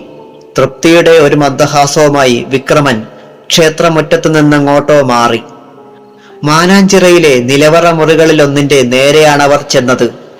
ഓടാമ്പലിട്ടിരുന്നത് നീക്കി വാതിൽ തുറന്നു. മുറിയുടെ മൂലയിൽ ഭയാക്രാന്തനായി ഒതുങ്ങി നിൽക്കുകയാണ് വേണി. വിക്രമൻ ഊറിയ പുഞ്ചിരിയോടെ അവളെയൊന്ന് നോക്കി.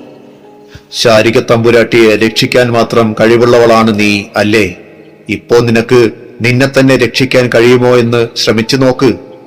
പെട്ടെന്നൊരു നിമിഷത്തിൽ അവൻ വേണിയെ കടന്നു പിടിച്ചു. പന്തലിൽ തെയ്യം അവസാനിക്കുകയാണ്. മൂപ്പന് പിടിച്ചു നിൽക്കാൻ കഴിയാതാവുന്നു. എങ്കിലും പതറാതെ നിന്ന് പോരാടുകയാണയാൾ. കയ്യും മെയ്യും മറന്നുള്ള പോരാട്ടത്തിൽ വിക്രമന്റെ നിരവധി ആളുകൾക്ക് സാരമല്ലാത്ത പരിക്കേറ്റിട്ടുണ്ട്. രക്ഷ നഷ്ടപ്പെട്ടില്ലായിരുന്നെങ്കിൽ സർവരെയും തകർക്കാൻ കഴിയുമായിരുന്നെന്ന് മൂപ്പനോർത്തു. താനൊരു കെണിയിൽ തന്നെയാണ് പെട്ടിരിക്കുന്നത്. രക്ഷപ്പെടാൻ എന്തെങ്കിലും ഒരു മാർഗം കാട്ടിത്തരൂ മലദൈവങ്ങളെ. യുദ്ധത്തിനിടയിൽ വേണി അവിടെ എവിടെയെങ്കിലും ഉണ്ടോ എന്ന് നോക്കാനും ആ കണ്ണുകൾ ഉഴറുന്നുണ്ടായിരുന്നു. മകളും മരണാസന്നമായ ഒരേറ്റുമുട്ടലിലാണെന്ന് ആ പിതാവുണ്ടോ അറിയുന്നു. വേണി വിക്രമന്റെ പിടിയിൽപ്പെടാതെ ആവതും ശ്രമിക്കുന്നുണ്ട്. താൻ ഉദ്ദേശിച്ചത്ര എളുപ്പത്തിൽ അവളെ കീഴ്പ്പെടുത്താൻ ബുദ്ധിമുട്ടാണെന്ന് വിക്രമനും ബോധ്യമായി. വേണി ഉറക്കെ നിലവിളിച്ചു. പക്ഷേ ശബ്ദം നിലവറ വിട്ട് പുറത്തേക്കൊഴുകിയില്ല. പുറത്ത് കേട്ടാലും ഉത്സവ പന്തലിലെ മേളങ്ങൾക്കിടയിൽ അത് മുങ്ങിപ്പോകുമായിരുന്നു. ഒന്നിനൊന്ന് വാശിയേറുകയാണ് വിക്രമന്. ഒരു പെണ്ണിന്റെ ചെറുത്തുനിൽപ്പിന് പരിധിയുണ്ടല്ലോ. വിക്രമനെ പോലൊരു സിംഹത്തിന് എത്ര ചെറുത്തു നിന്നാലും മുയലിനെ പോലെ അടങ്ങുന്ന ഒരു പെണ്ണിനെ മെരുക്കിയെടുക്കാൻ അത്രയേറെ ബുദ്ധിമുട്ടേണ്ട ആവശ്യമുണ്ടായിരുന്നില്ല. അയാൾ ഒരു നിമിഷാർത്ഥത്തിൽ വേണിയെ ഉറുമ്പടക്കം കടന്ന് പിടിക്കുക തന്നെ ചെയ്തു. തമ്പുരാട്ടി, ശാരിക തമ്പുരാട്ടി! ഹൃദയം നുറുങ്ങുന്ന ശബ്ദത്തിൽ അവൾ ഉറക്കെ നിലവിളിച്ചു. വിക്രമൻ ഉറക്കെ ഉറക്കെ ചിരിച്ചു. അമ്മയുമായി ഓരോന്നു സംസാരിച്ചു കൊണ്ടിരിക്കുകയായിരുന്ന ശാരിക ഒരു ഞെട്ടലോടെ പിടഞ്ഞെണീറ്റു. പറഞ്ഞു വന്നത് പൂർത്തിയാകാതെ അവൾ അങ്ങനെ ചെയ്തപ്പോൾ രേവതി തമ്പുരാട്ടി അത്ഭുതത്തോടെ മകളെ ശ്രദ്ധിച്ചു. എന്തു പറ്റി മോളെ, എന്തേ? പൂജാമുറിക്ക് നേരെ കുതിച്ച മകൾക്ക് പിന്നാലെ രേവതിയും ചെന്നു. വന്ന വേഗത്തിലും ശക്തിയിലും ശാരിക പൂജാമുറി തള്ളി തുറന്നു. അപകടം അവൾക്ക് വ്യക്തമായിരുന്നു. ശാരിക തിരക്കിട്ട് പൂജാമുറിയിലെ വിളക്കുകൾ കൊളുത്താൻ തുടങ്ങി. അപ്പോൾ അകലെ മാനാഞ്ചിറ ക്ഷേത്ര പന്തലിലെ രംഗം ആകെ വഷളായി കഴിഞ്ഞിരുന്നു. ഗുണ്ടകളുടെ ഒരുമിച്ചുള്ള ആക്രമണങ്ങളെ തുടർന്ന് മൂപ്പൻ പന്തലിന്റെ ഒരു മൂലയിലേക്ക് തെറിച്ചു വീണു. വല്ലാത്ത തിക്കും തിരക്കും മൂലം ആ താൽക്കാലിക പന്തൽ ആകെ ഇളകി ഇടിഞ്ഞു വീഴുകയാണ്. താഴേക്ക് വരുന്ന പന്തലിന്റെ മേൽക്കൂര നിലം പൊത്തും മുൻപേ വളരെ പേർ പുറത്തേക്കോടി രക്ഷപ്പെട്ടു. വീണിടത്തു നിന്നെണീക്കാനോ ഉരുണ്ടു പുറത്തേക്ക് മാറാനോ കഴിയും മുൻപേ മൂപ്പന്റെ മേലേക്ക് ആ മേൽക്കൂര നിലം പതിച്ചു. മൂപ്പൻ പിടഞ്ഞു. നിരവധി നിലവിളക്കുകൾ ഇറങ്ങെ പൂത്തു നിൽക്കുന്ന പൂജാമുറിയിൽ ശാരിക ധ്യാനനിരതയായി ഇരുന്നു. അവൾ സ്വന്തം ഇളം കൈ നിലവിളക്കിന് നേരെ നീട്ടി. മാനാഞ്ചിറ നിലവറയിലെ വിക്രമന്റെ ബലാത്സംഗരംഗം ഉള്ളം കൈയിൽ തെളിഞ്ഞു. വേണിയെ വാരിപ്പുണരാനും തറയിലേക്ക് കിടത്താനും തത്രപ്പെടുകയാണ് വിക്രമൻ. അവസാന മുഹൂർത്തത്തിൽ വേണി പിടഞ്ഞു കുതറി രക്ഷപ്പെടുന്നുണ്ട്. ഇതുവരെ എങ്ങനെയോ അവൾക്ക് ചെറുത്തു നിൽക്കാൻ കഴിഞ്ഞു. ഇനി അത് സാധ്യമാകുമെന്ന് തോന്നുന്നില്ല. ക്രൂരൻ മനുഷ്യപ്പിശാച്. ശാരികയുടെ കണ്ണുകളിൽ കനലുകൾ എരിഞ്ഞു. അടുത്ത ക്ഷണം അസാധാരണമായ ഒരു ശാന്തത തെളിഞ്ഞു. ഉള്ളം കൈയിലെ കാഴ്ച മറച്ചിട്ട് തിടുക്കത്തിൽ അവളൊരു പൂജയ്ക്കൊരുങ്ങി. നിലവിളക്കിന് മുന്നിൽ പൂക്കൾ വീഴാൻ തുടങ്ങി. ശാരികയുടെ ചുണ്ടിൽ നിന്ന് മന്ത്രമലരുകളും അഷ്ടഗന്ധവും സാമ്പ്രാണിത്തിരികളും പുകഞ്ഞു. പൂജാമുറിയിൽ പുകപടലം നിറഞ്ഞു. അവൾക്ക് മാത്രം കേൾക്കാൻ കഴിയുന്ന ഒരു ശംഖനാദത്തിന്റെയും കാൽച്ചിലമ്പിന്റെയും ശബ്ദം മുറിയിൽ മുഴങ്ങാൻ തുടങ്ങിയതുപോലെ ശാരിക പാതിയടഞ്ഞ മിഴികൾ തുറന്നു. നിലവിളക്കിനു മുന്നിൽ സർവാഭരണ വിഭൂഷിതയായ ദേവി പ്രത്യക്ഷപ്പെട്ടിരിക്കുന്നുവോ? മറ്റാർക്കും കാണാൻ കഴിയാത്ത ആ രൂപം ശാരിക കാണുകയാണ്. അവൾ തൊഴുതു. സാഷ്ടാംഗ പ്രണാമം ചെയ്തു. എന്റെ അമ്മേ, ആ ദുഷ്ടൻ പിച്ചിച്ചീന്തും മുൻപേ വേണിയെ രക്ഷിക്കാൻ അമ്മ അനുഗ്രഹിക്കില്ലേ? പൊടുന്നനെ നിലവിളക്കിന് മുന്നിൽ നിന്ന് അമ്മയുടെ രൂപം മങ്ങി. പകരം മറ്റൊരു രൂപം അവൾക്കരികിലേക്ക് നടന്നെടുത്തു. ആ രൂപം വേണിയുടേതായിരുന്നു. നിലവറയിൽ ജീവന് വേണ്ടി പിടയുന്ന വേണിയുടെ.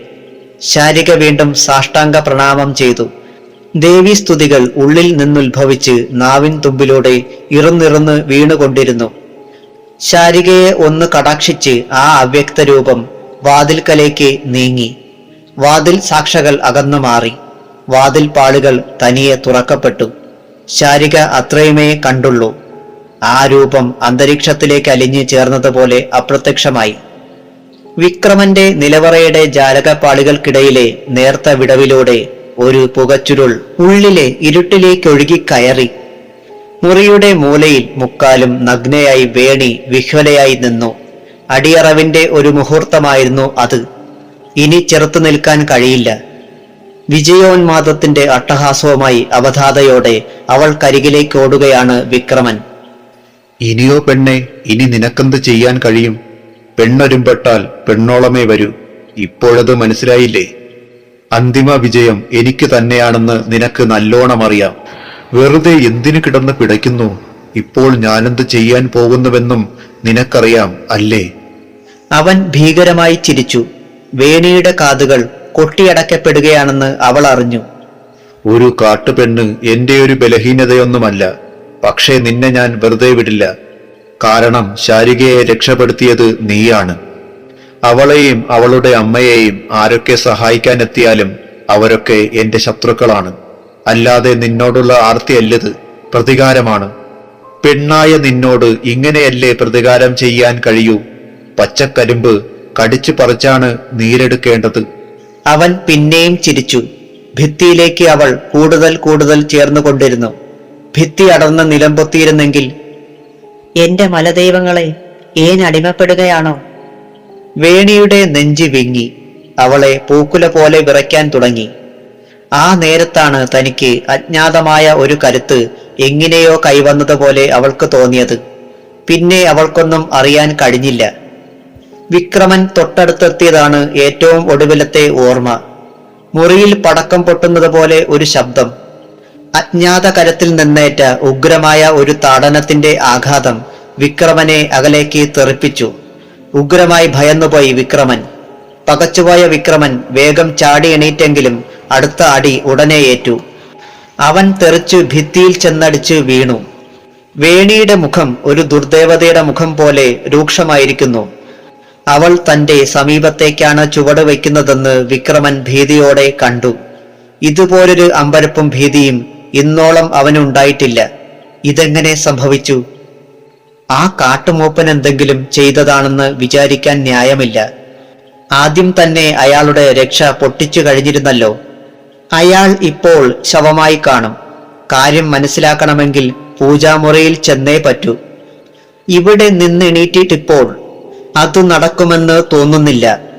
വല്ല വിധേനയും ഉരുണ്ടു പിരണ്ടണീക്കാൻ തുടങ്ങിയ നേരം മർദ്ദനങ്ങളുടെ പരമ്പര തന്നെ വിക്രമന്റെ നേർക്കടുത്തു.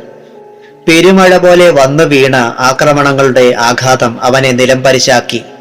അടിയേൽക്കുന്ന വേദനയേക്കാൾ അവനെ ഭയപ്പെടുത്തിയത് അതെങ്ങനെ സംഭവിക്കുന്നെന്ന അത്ഭുതത്തെക്കുറിച്ചോർത്താണ്. ഭീതിയോടെ വിക്രമൻ വാതിൽക്കലേക്ക് നോക്കി. താനടച്ചു കുറ്റിയിട്ട വാതിൽ തനിയെ തുറക്കപ്പെടുന്നു. അവനെ തിരിഞ്ഞൊന്ന് നോക്കുക പോലും ചെയ്യാതെ വേണി കയ്യും വീശി മുറിയിൽ നിന്നിറങ്ങി നടക്കുകയാണ്. ക്ഷേത്ര നടക്കിലെത്തിയപ്പോഴാണ് വേണിയുടെ സ്വബോധം തിരിച്ചു കിട്ടിയത്. താൻ രക്ഷപ്പെട്ടിരിക്കുന്നുവെന്ന ബോധം ആഹ്ലാദം നൽകിയെങ്കിലും ക്ഷേത്ര പരിസരം കണ്ടപ്പോൾ അജ്ഞാതമായ ഒരു നടുക്കമുണ്ടാവുകയും ചെയ്തു. അവിടെയെങ്ങും ഒരൊറ്റ മനുഷ്യരുണ്ടായിരുന്നില്ല. ഇടിഞ്ഞു പൊളിഞ്ഞു കിടക്കുന്ന പന്തലിനരികിലൂടെ അവൾ അച്ഛനെ തിരഞ്ഞു നടന്നു. നിൽക്കാമെന്ന് പറഞ്ഞിടത്ത് അച്ഛനില്ല. താൻ എങ്ങനെ ആ മുറിയിൽ നിന്ന് രക്ഷപ്പെട്ടു എന്നവൾ ആലോചിച്ചതേയില്ല. അല്ലെങ്കിൽ അത്രയും കാര്യങ്ങൾ ഒരു സ്വപ്നം പോലെ അവൾ മറന്നു പോയിരിക്കുന്നു. അച്ഛാ, അച്ഛാ, അവൾ അമ്പരപ്പോടെ വിളിച്ചുകൊണ്ട് അവിടെയെല്ലാം തിരഞ്ഞു. ഒടുവിലാണ് കണ്ടുപിടിച്ചത്. ഇടിഞ്ഞു പൊളിഞ്ഞ പന്തലിന്റെ അവശിഷ്ടങ്ങൾക്കിടയിൽ കുരുങ്ങിക്കിടക്കുന്ന അച്ഛന്റെ ജഡം. അച്ഛാ, എന്റെ അച്ഛാ! അലറിക്കരഞ്ഞുകൊണ്ട് അച്ഛന്റെ ജഡത്തിലേക്ക് അവൾ വീണു. അച്ഛന്റെ കഴുത്തിൽ വീണു കിടക്കുന്ന കവുങ്ങിൻ തടി ഭ്രാന്തമായ വേഗത്തിൽ അവൾ വലിച്ചു മാറ്റി. ആ തലയെടുത്ത് മടിയിൽ വെച്ച് അവൾ ഹൃദയം പൊട്ടിക്കരഞ്ഞു. അവളോടെന്തോ പറയാൻ തുടങ്ങും പോലെ മൂപ്പന്റെ ചുണ്ടുകൾ പിളർന്നിരുന്നു. ആ കണ്ണുകൾ കരുണയോടെ അവളുടെ മുഖത്ത് തറഞ്ഞു നിൽക്കുകയാണെന്നേ തോന്നുമായിരുന്നുള്ളൂ. എന്തു ചെയ്യണമെന്ന് അവൾക്കറിയില്ല. കുടിയിലേക്കുള്ള വഴി പോലും അറിയില്ല. ഒരു ചതിവിന്റെ ഭാഗമായാണ് തങ്ങളെ ക്ഷേത്രോത്സവ സ്ഥലത്തേക്ക് കൂട്ടിക്കൊണ്ടു പോന്നതെന്ന് മാത്രം വേണിക്ക് ബോധ്യമായി. കുറച്ചു നേരം ജീവച്ഛവം പോലെ അവൾ ആ ജഡം മടിയിൽ വെച്ച് കാത്തിരുന്നു. പെട്ടെന്ന് എന്തോ ഓർത്തിട്ടെന്ന പോലെ വേണി എണീറ്റു. കവിളത്തൊഴുകിയ കണ്ണീർ തുടച്ചു. പിന്നെ അച്ഛന്റെ ജഡം കയ്യിലെടുത്തു. പൂജാമുറിയിലേക്ക് പോകാൻ കൊതിച്ച് നിലവറയിൽ നിന്ന് വിക്രമൻ ഞരങ്ങിയും വലിഞ്ഞും പുറത്തേക്ക് ഇഴയാൻ തുടങ്ങിയതും ആ നിമിഷത്തിലായിരുന്നു. പക്ഷേ കഴിയുമായിരുന്നില്ല. കൈകുത്തി എണീക്കാൻ തുടങ്ങുമ്പോഴൊക്കെ അവൻ വീണു പോവുകയാണ്. വിക്രമന് പക്ഷേ തോൽക്കുന്നതിഷ്ടമായിരുന്നില്ലല്ലോ. ശ്രമിച്ചു, വീണ്ടും വീണ്ടും ശ്രമിച്ചു. ഓരോ പരാജയങ്ങളിൽ നിന്നും എങ്ങനെ വിജയമുണ്ടാക്കിയെടുക്കാമെന്ന് നല്ലതുപോലെ അറിയാവുന്നവനാണ് വിക്രമൻ. ഇതുവരെ അവൻ എന്തെങ്കിലും നേടിയെടുത്തിട്ടുണ്ടെങ്കിൽ അതെല്ലാം അങ്ങനെ തന്നെ ആയിരുന്നില്ലേ? ഒരിക്കൽ ദേവദാസി ഗ്രാമത്തിൽ നിന്ന് പരാജയപ്പെട്ട് നാടുവിടേണ്ടി വന്നപ്പോഴും അവൻ തോൽക്കുകയായിരുന്നില്ല. ആ തോൽവിയിൽ നിന്ന് വിജയമുണ്ടാക്കിയല്ലേ നാട്ടിലേക്ക് മടക്കയാത്ര നടത്തിയത്. ഇന്നോളം ശ്രമിച്ചതെല്ലാം നേടിയിട്ടുണ്ട്. ഇനിയും അതുതന്നെയാണ് ഉണ്ടാവാൻ പോകുന്നത്. അക്കാര്യത്തിൽ വിക്രമന് ഉത്കണ്ഠയേ ഇല്ല. താൽക്കാലികമായി ചിലപ്പോൾ പരാജയഭീതി ഉണ്ടായെന്ന് വരും. അത് സ്വാഭാവികമാണ്. വിജയങ്ങൾ മാത്രം ഒരിക്കലും ഒരാൾക്കും ഉണ്ടായിട്ടില്ലല്ലോ. അതുപോലെ പരാജയങ്ങളും. രണ്ടും ഇടചേർന്ന് അനുഭവിക്കാൻ കഴിഞ്ഞാലേ മനുഷ്യൻ മനുഷ്യനാകുന്നുള്ളൂ. മാന്ത്രികനാണെന്ന് വെച്ച് താനും മനുഷ്യനല്ലേ? ഒരു നിമിഷം കൊണ്ട് വിക്രമൻ എല്ലാം ഓർത്തുപോയി. എത്ര വലിയ മാന്ത്രികനായാലും പരാജയഭീതി സംഭവിക്കുന്നത് നല്ലതാണ്. കൂടുതൽ കരുത്തോടെ അതിൽ നിന്ന് പാഠം ഉൾക്കൊണ്ടുകൊണ്ട് ഉയരാം. എത്രയോ പ്രധാനപ്പെട്ട കാര്യങ്ങൾ പൂർത്തിയാക്കാനുള്ളപ്പോഴാണ് കാട്ടുപെണ്ണിനോട് പ്രതികാരം ചെയ്യാനൊരുങ്ങിയത്. കുറേയേറെ സമയം വെറുതെ കളഞ്ഞു. ഈ നേരത്ത് ശത്രുക്കൾ എന്തൊക്കെ ചെയ്തു കാണുമെന്ന് ആലോചിക്കുമ്പോൾ ഭീതി തോന്നുന്നു. ആ കാട്ടുപെണ്ണിനത്രയും ശക്തി ലഭിച്ചതെവിടെ നിന്നാണ്? അവളെ തുണച്ചതാരാണ്? ശാരികയ്ക്ക് അതിനുള്ള സിദ്ധിയോ കഴിവോ ഉണ്ടാകുമെന്നിപ്പോഴും വിശ്വാസമില്ല. എന്തായാലും അത് കണ്ടുപിടിക്കണം. പൂജാമുറിയിലൊന്ന് എത്തിക്കിട്ടിയാൽ അതിപ്പോൾ തന്നെ അറിയാമല്ലോ. വിക്രമൻ വീണ്ടും കൈകൾ നിലത്തൂന്നി ഉയരാൻ നോക്കി. അപ്പോഴും ആദ്യത്തെ അനുഭവം തന്നെയാണ് ആവർത്തിച്ചത്. ശരീരത്തിന്റെ ശക്തി മുഴുവൻ ചോർന്നു പോയിരിക്കുന്നു. തളർച്ച അടിമുടി കീഴ്പ്പെടുത്തിയിരിക്കുന്നു. പിന്നെയും ശക്തി മുഴുവൻ സംഭരിക്കുകയും ഉയരുകയും ഒരു വശത്തേക്ക് ചെരിഞ്ഞു വീഴുകയും ചെയ്തു. അങ്ങനെ പലവട്ടം ആവർത്തിച്ചപ്പോൾ വാതിൽക്കലേക്ക് കുറേശ്ശെ നീങ്ങിത്തുടങ്ങുന്ന ആഹ്ലാദം വിക്രമൻ അനുഭവിച്ചു. വീണിടത്തു നിന്ന് ഒറ്റ വീർപ്പിനവൻ വലിഞ്ഞു. അത് പലവട്ടം ആവർത്തിച്ചപ്പോൾ വാതിൽക്കൽ വരെ എത്തി. അവിടെ നിന്ന് പുറത്തേക്ക് മറിഞ്ഞു. ഇടനാടിയിലൂടെ പൂജാമുറിയിലേക്ക് നേരെ ഇഴഞ്ഞു. സന്ധിബന്ധങ്ങൾ നുറുങ്ങുന്ന വേദന, അസ്ഥികൾ നുറുങ്ങുന്ന മർദ്ദനമായിരുന്നില്ലേ? എല്ലുകൾ വല്ലതും പൊട്ടിയിട്ടുണ്ടോ എന്ന് സംശയം. തന്നെ മർദ്ദിച്ചത് ആ കാട്ടുപെണ്ണല്ലെന്ന് തീർച്ച. അവൾക്കതിനുള്ള കരുത്തില്ല. ഭൂതാവേശം കയറിയതുപോലെയല്ലേ അവൾ പ്രവർത്തിച്ചത്. ബന്ധപ്പെട്ട് പൂജാമുറി തുറന്നു. പടികൾ വലിഞ്ഞു കയറി വിക്രമൻ മുറിക്കുള്ളിലേക്ക് മറിഞ്ഞു വീഴുകയായിരുന്നു. വിറയ്ക്കുന്ന കരം കൊണ്ട് അവനൊരു വിളക്ക് കൊളുത്തി. അച്ഛന്റെ ജഡവുമായി അരയെ കുടിയിലെത്തിയ വേണി പകച്ചു നിന്നു. കുടിയാകെ കത്തി അമർന്നിരിക്കുന്നു. സ്വന്തം കുടിൽ മാത്രമല്ല, ആ കുടിയിലെ സകല കുടിലുകളും കത്തിപ്പോയിരിക്കുന്നു. തന്റെ ആൾക്കാരൊക്കെ എവിടെയായിരിക്കും ചേക്കേറിയിരിക്കുന്നത്? അവൾ ചുറ്റും നോക്കി. അവിടെങ്ങും ഒരു വെളിച്ചവും കാണാനുണ്ടായിരുന്നില്ല. ഇരുട്ട്, ഇരുട്ട് മാത്രം. കത്തിയമർന്ന സ്വന്തം കുടിലിന്റെ തറയിൽ അച്ഛന്റെ ജഡമിറക്കി വെച്ചു. പകച്ചു ചുറ്റും നോക്കാനല്ലാതെ മറ്റൊന്നിനും അവൾക്കപ്പോൾ ത്രാണിയുണ്ടായിരുന്നില്ല. വേണിയുടെ കണ്ണീർ വറ്റിയിരിക്കുന്നു. ഒന്നുറക്കെ കരയാൻ പോലും അവൾക്ക് കഴിയുമായിരുന്നില്ല. തന്നെയൊന്നു സഹായിക്കാൻ ആരാണുള്ളത്? ശാരികയുടെ മുഖം മാത്രമേ തെളിയുന്നുള്ളൂ. ശാരിക തമ്പുരാട്ടിക്ക് മാത്രമേ തന്നെ രക്ഷിക്കാൻ കഴിയൂ. പിന്നെ അവിടെ നിൽക്കാൻ അവൾക്ക് തോന്നിയില്ല. രാത്രിയാണെന്ന കാര്യം പോലും വിസ്മരിച്ച മട്ടിൽ വേണി ഓടാൻ തുടങ്ങി. കരഞ്ഞുകൊണ്ട് കോവിലകത്തിന്റെ പടികൾ കയറിച്ചെന്ന വേണിയെ കാത്തെന്നോണം ശാരിക ഉമ്മറത്ത് നിന്നിരുന്നു. അവൾ അപ്പോൾ എത്തുമെന്ന് ശാരികയ്ക്കറിയാമായിരുന്നെന്ന് തോന്നുന്നു. കരഞ്ഞു തളർന്ന വേണിയെ സ്വന്തം മാറിൽ ചേർത്താശ്വസിപ്പിച്ചുകൊണ്ട് ശാരിക നിമിഷങ്ങളോളം നിശബ്ദയായി. അവൾക്ക് സംഭവിച്ച ദുരന്തം എത്രയാണെന്ന് നല്ലോണം അറിയാവുന്നവളാണല്ലോ ശാരിക. എന്തോ പറയാൻ വിതുമ്പിയ വേണിയെ ശാരിക തടഞ്ഞു. എല്ലാം എനിക്കറിയാം വേണി. അച്ഛനെ രക്ഷപ്പെടുത്താൻ കഴിഞ്ഞില്ല. നിന്നെ മാത്രമേ ഞാൻ ശ്രദ്ധിച്ചുള്ളൂ. മൂപ്പന് ഒരു അപകടം ഉണ്ടാകുമെന്ന് ഊഹിക്കാൻ പോലും എനിക്ക് കഴിയുമായിരുന്നില്ല. അച്ഛന്റെ കയ്യിൽ രക്ഷ കിട്ടിയിരുന്നില്ലേ? നീ വരുമെന്ന് എനിക്കറിയാമായിരുന്നു. നിന്നെയും നോക്കി വഴിക്കണ്ണുമായി കാത്തു നിൽക്കുകയായിരുന്നു ഞാൻ. വേണിയെ പൂജാമുറിയിലേക്ക് ക്ഷണിച്ചുകൊണ്ട് ശാരിക പറഞ്ഞു. ഞാൻ തിരിച്ചു വരും വരെ നീ മുറിയിൽ നിന്നിറങ്ങരുത്. എന്തൊക്കെ പ്രലോഭനങ്ങൾ ഉണ്ടായാലും പുറത്തേക്കിറങ്ങിയേക്കരുത്. അത് പറയുമ്പോൾ ശാരികയുടെ കണ്ണുകൾക്ക് തീക്ഷ്ണമായൊരു തിളക്കമുണ്ടായിരുന്നു. വേണിയുടെ നേരെ നോക്കും തോറും അവളുടെ മനസ്സിലൊരു കടലിരമ്പി. അതെ, ഇനിയും ഒന്നിനു വേണ്ടിയും കാത്തിരിക്കുന്നതിൽ അർത്ഥമില്ല. ആർക്കു വേണ്ടിയും കാത്തിരിക്കേണ്ട കാര്യമില്ല. വേണിയെ ഒന്നുകൂടി നോക്കി പൂജാമുറിയുടെ വാതിൽ ചാരി പുറത്തെ നിലാവിലേക്ക് ശാരിക ഇറങ്ങി നടന്നു. ഒരു സ്വപ്നത്തിലെന്നോണം അവൾ നടന്ന് നടന്ന് പോവുകയാണ്. അവളുടെ മിഴികൾ യക്ഷിയുടേതുപോലെ നിശ്ചലമായിരുന്നു. ഏതോ ഒരു ലക്ഷ്യം അവളുടെ മനസ്സിലുണ്ടെന്ന് തീർച്ച. കോവിലകത്തെ വളപ്പിലുള്ള കുളക്കരയിലേക്കായിരുന്നു ശാരിക നടന്നു ചെന്നത്. കുളം നിലാവിൽ കുളിച്ചു കിടക്കുന്നു. കുളക്കടവിൽ തൊടുകൈയോടെ ഒരു നിമിഷം നിന്നു. പിന്നെ ജലപ്പരപ്പിന് മുകളിലേക്ക് നടന്നു ചെന്നു. അവൾ നടന്നിട്ടും ജലമിളകിയില്ല, ഓളങ്ങൾ ഇളകിയില്ല. ഭൂമിയിൽ നടക്കുന്നത്ര ലാഘവത്തോടെയാണ് ശാരിക അത് ചെയ്തത്. കുളത്തിന്റെ മധ്യത്തിലെത്തിയ ശാരിക മുകളിത പാണികളോടെ പത്മാസനമിട്ടിരുന്നു. അതേ ഇരിപ്പിൽ അവൾ മെല്ലെ, വളരെ മെല്ലെ കുളത്തിനടിയിലേക്ക് താണു പോയി. പ്രകൃതി പൊടുന്നനെ ക്ഷോഭിക്കാൻ തുടങ്ങി.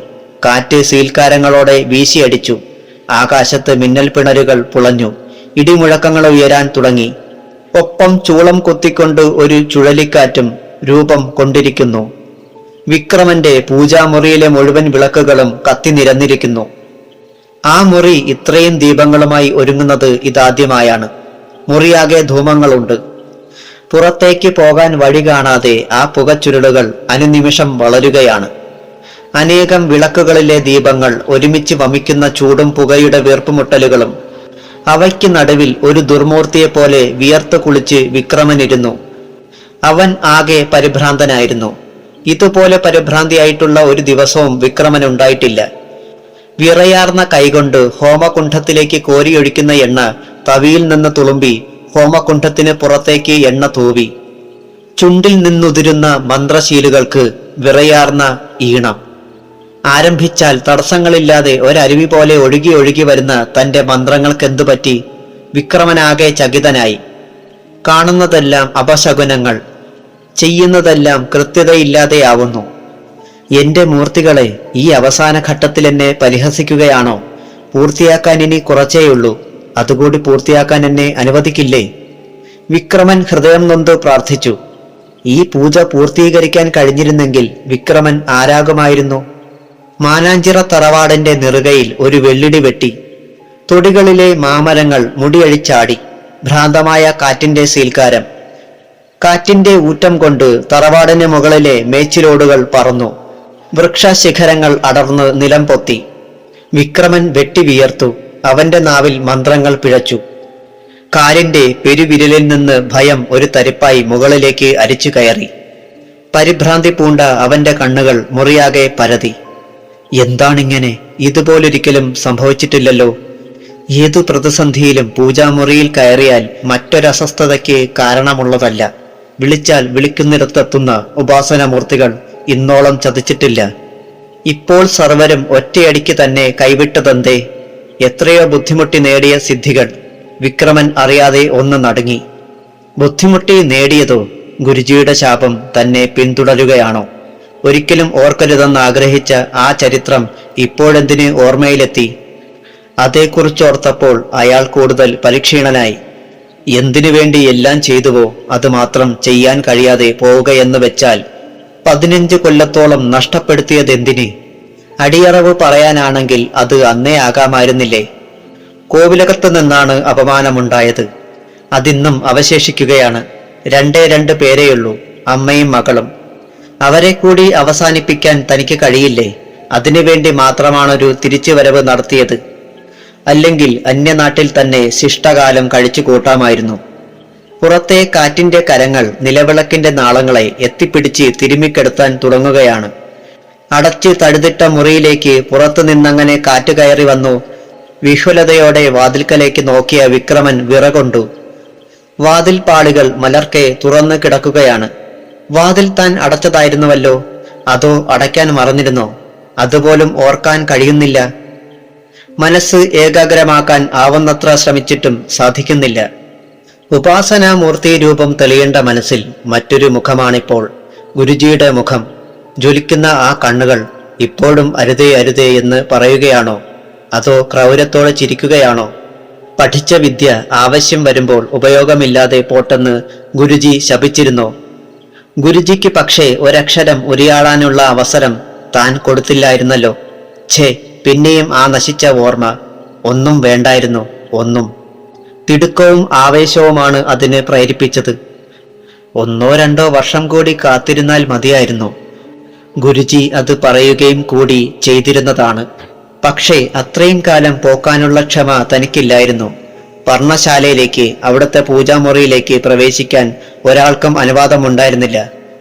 ഒരു ക്ഷേത്ര ശ്രീകോവിൽ പോലെ പവിത്രമായി ദിവ്യമായി ഗുരുജി പരിരക്ഷിച്ചു പോന്ന പൂജാമുറി. പഠിപ്പിക്കുന്ന മന്ത്രങ്ങളും പഠിക്കാനുള്ള മന്ത്രങ്ങളും അടങ്ങിയ താളിയോലക്കെട്ടുകളിലെ മന്ത്രങ്ങളും അടങ്ങുന്ന ഭണ്ഡാരം സൂക്ഷിക്കുന്ന ദിവ്യസ്ഥാനം പലവട്ടം ആരാഞ്ഞതാണ്. ദിവസത്തിന്റെ മുഴുവൻ സമയവും രാപ്പകൽ ഭേദമില്ലാതെ അധ്വാനിക്കാൻ തയ്യാറാണെന്നും അഭ്യർത്ഥിച്ചതാണ്. ഗുരുജി ഒന്നും വകവെച്ചില്ല. പഠിക്കാനുള്ള കാര്യത്തിലുള്ള നിന്റെ അക്ഷമ എനിക്കിഷ്ടമാണ്. പക്ഷേ ഓരോന്നിനും ഓരോ കാലമുണ്ട്. വിദ്യാവണ്ണം പൂജിച്ചാലേ പൂജ കൊണ്ട് പ്രതീക്ഷിക്കുന്ന ഗുണമുണ്ടാവൂ. അതുപോലെ പഠിക്കേണ്ട സമയത്ത് പഠിച്ചാലേ അനുഭവമുണ്ടാവൂ. വലിച്ചുവാരി ഭക്ഷിച്ചാൽ അജീർണമാകും പോലെ ഒരുമിച്ചായാൽ ഒന്നും ശുഭമാകില്ല. കുറച്ചുകൂടി ക്ഷമിക്ക്. വെട്ടിമുറിച്ചതുപോലെ പറഞ്ഞൊഴിയുകയായിരുന്നു ഗുരുജി. ഒരു പക്ഷേ അങ്ങനെ അല്ലായിരുന്നെങ്കിൽ തന്നെ തനിക്ക് തോന്നിയത് അങ്ങനെയായിരുന്നു. തനിക്ക് മുൻപേ എത്തിയവരിൽ പലരും ആശ്രമം വിട്ട് പോയിരുന്നു. തനിക്കും പോകണം, അതുടനെ വേണം താനും. സ്വന്തം ഗ്രാമത്തെക്കുറിച്ച് മാത്രമാണ് ഓർമ്മകൾ മുഴുവൻ. അവിടെ ചെന്നു കഴിഞ്ഞാൽ ചെയ്തു തീർക്കേണ്ട കാര്യങ്ങൾ അതിനും എത്രയോ മുൻപ് തന്നെ മനസ്സിന്റെ താളിയോലയിൽ രേഖപ്പെടുത്തി വെച്ചിരുന്നു. ഒരു ദിവസം കൂടി തള്ളി നീക്കാനാവാത്ത വിധം ആ തിടുക്കം രൂക്ഷമായിരുന്നു. അങ്ങനെയാണ് ആ ദുർബുദ്ധി ചെയ്യാനൊരുങ്ങിയത്. അത് ചെയ്തേ തീരുവെന്നത് മനസ്സിന്റെ അദമ്യമായ വെമ്പലായിരുന്നു.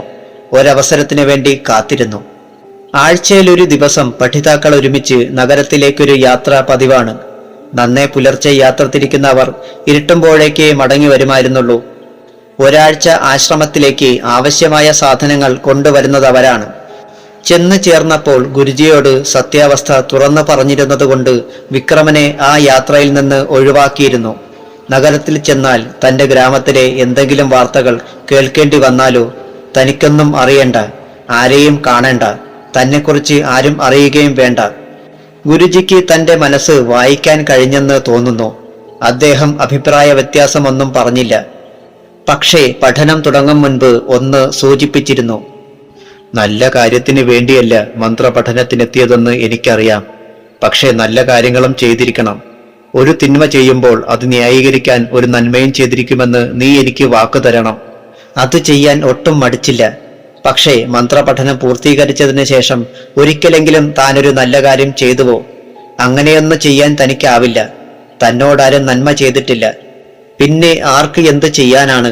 കഴിഞ്ഞുപോയ വർഷങ്ങൾ ഹൃദയത്തിന് നൽകിയത് കാഠിന്യം മാത്രമാണ്.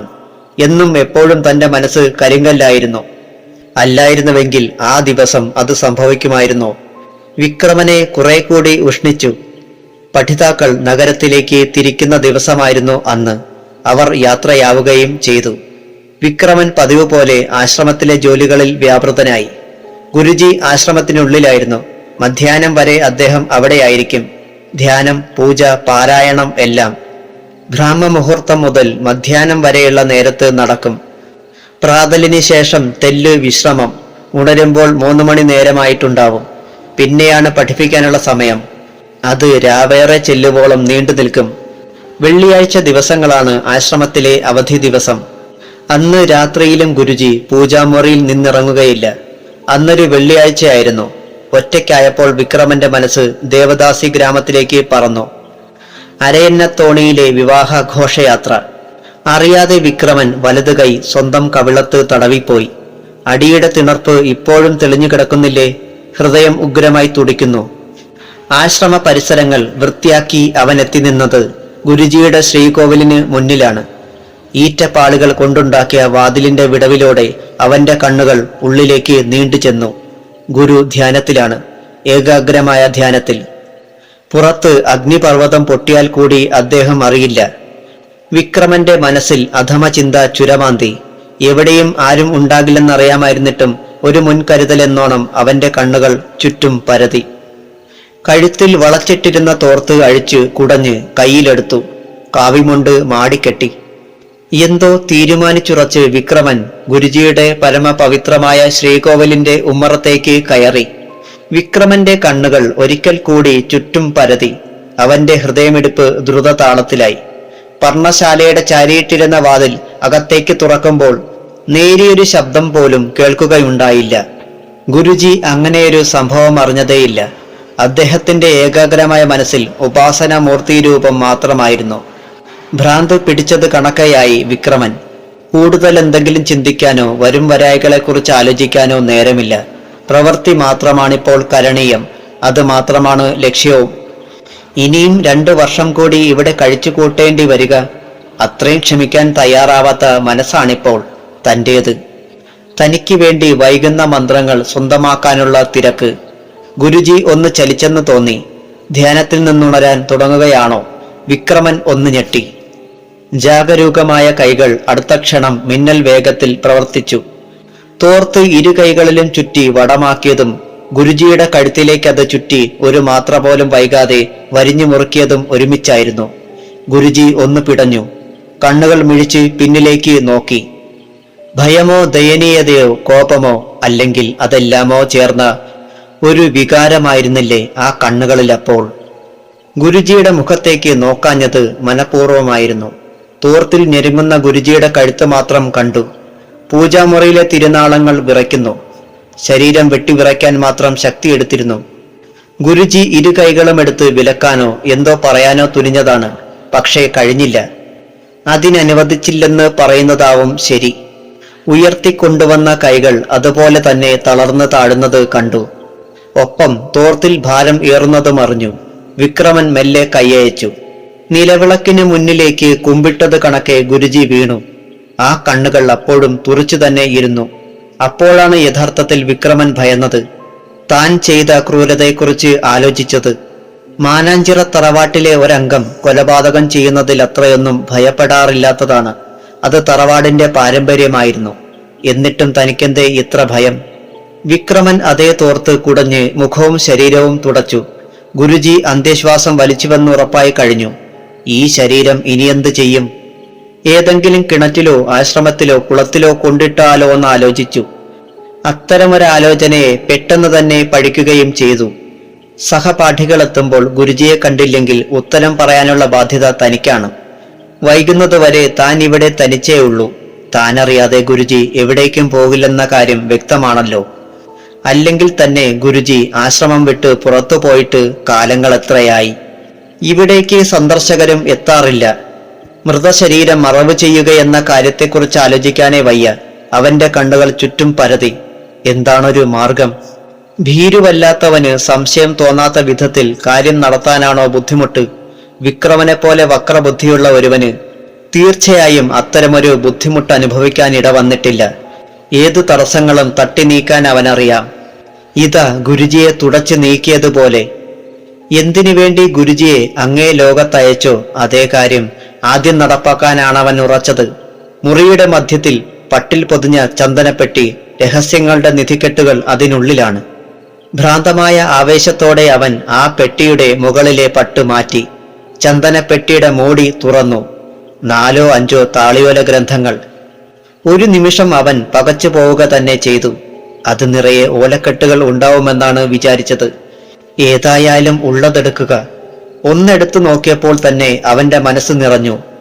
അതീവ രഹസ്യ കർമ്മങ്ങൾ എന്നാണതിന്റെ ആദ്യ താളിൽ രേഖപ്പെടുത്തിയിരിക്കുന്നത്. 2 കൊല്ലത്തിനു ശേഷം തനിക്ക് ഉപദേശിച്ചു തരാമെന്ന് പറഞ്ഞ ഗ്രന്ഥങ്ങൾ.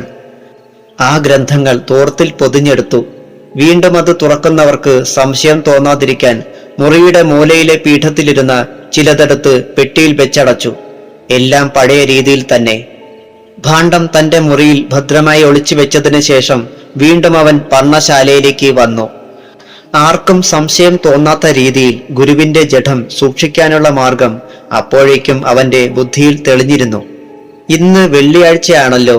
വളരെ വൈകി രാത്രിയുടെ 2ാം യാമം കഴിയുന്ന നേരത്തെ പർണശാല വിട്ട് ഗുരുജി പുറത്തിറങ്ങുകയുള്ളൂ. അതുവരെ ധ്യാനമാണ്. അതെന്തിന്? ഇന്ന് ഗുരുജി അതും കഴിഞ്ഞ് ധ്യാനിച്ചിരിക്കും. അത്രമാത്രം. ആര് നോക്കിയാലും അങ്ങനെ തോന്നാവൂ. വിക്രമൻ ഗുരുജിയുടെ ശരീരം മുൻപിരുന്ന അവസ്ഥയിൽ തന്നെ ഇരുത്തി. കണ്ണുകൾ തിരുമി പാതി അടച്ചു. നിലവിളക്കുകളെല്ലാം കൊളുത്തി. മരിച്ച ഗുരുവിന്റെ കൈവിരലുകൾക്കിടയിൽ ഇതളുകൾ പിടിപ്പിക്കുകയും ചെയ്തു. സർവത്ര ഭദ്രം. അത്രയും കഴിഞ്ഞപ്പോൾ മാത്രമേ അവന്റെ നെഞ്ചെടുപ്പ് കുറഞ്ഞുള്ളൂ. ഒരു ധ്യാന ശ്ലോകവും ഉരുവിട്ടുകൊണ്ട് ഏർപ്പെട്ടിരുന്ന തൊഴിലിലേക്ക് അവൻ ഉത്സാഹത്തോടെ വ്യാപൃതനാവുകയും ചെയ്തു. പകൽ വേഗം പോയി. സന്ധ്യയ്ക്ക് മുൻപേ വിക്രമന്റെ സഹപാഠികൾ തിരിച്ചെത്തി. എല്ലാം പതിവ് പോലെ തന്നെ.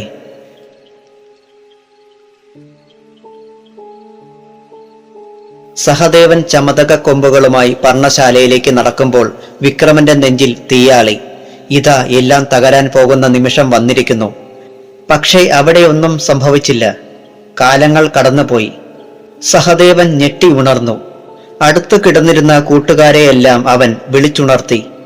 എന്താ സഹദേവ, എന്താ? ഞാൻ ഗുരുവിനെ കണ്ടു. ഗുരുജി എന്നെ കാണാൻ വന്നു. സഹദേവൻ വിക്കി വിക്കി പറഞ്ഞു.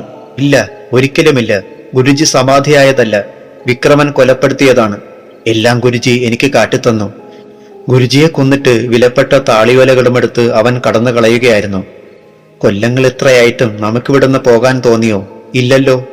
ആ സംഭവത്തിന് ശേഷം ഒരാഴ്ച തികച്ചും നിൽക്കാതെയല്ലേ വിക്രമൻ പോയത്. അവൻ കൊണ്ടുപോയ ഭാണ്ഡത്തിൽ ആ താളിയോല ഗ്രന്ഥമുണ്ടായിരുന്നു.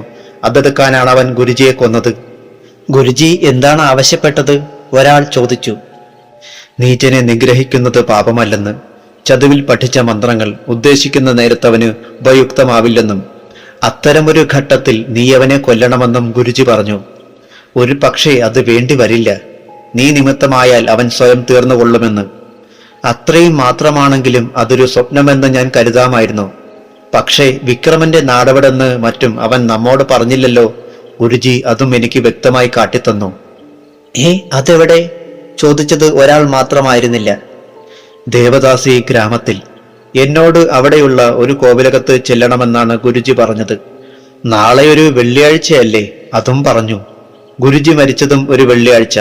പോകുമ്പോൾ പർണശാലയിലെ പെട്ടിക്കുള്ളിൽ നിന്ന് ആ പിത്തള കഠാരകൂടി കയ്യിലിരിക്കണമെന്ന് ആജ്ഞാപിച്ചു. ഞാൻ ഗുരുജിയെ അനുസരിക്കാൻ പോവുകയാണ്.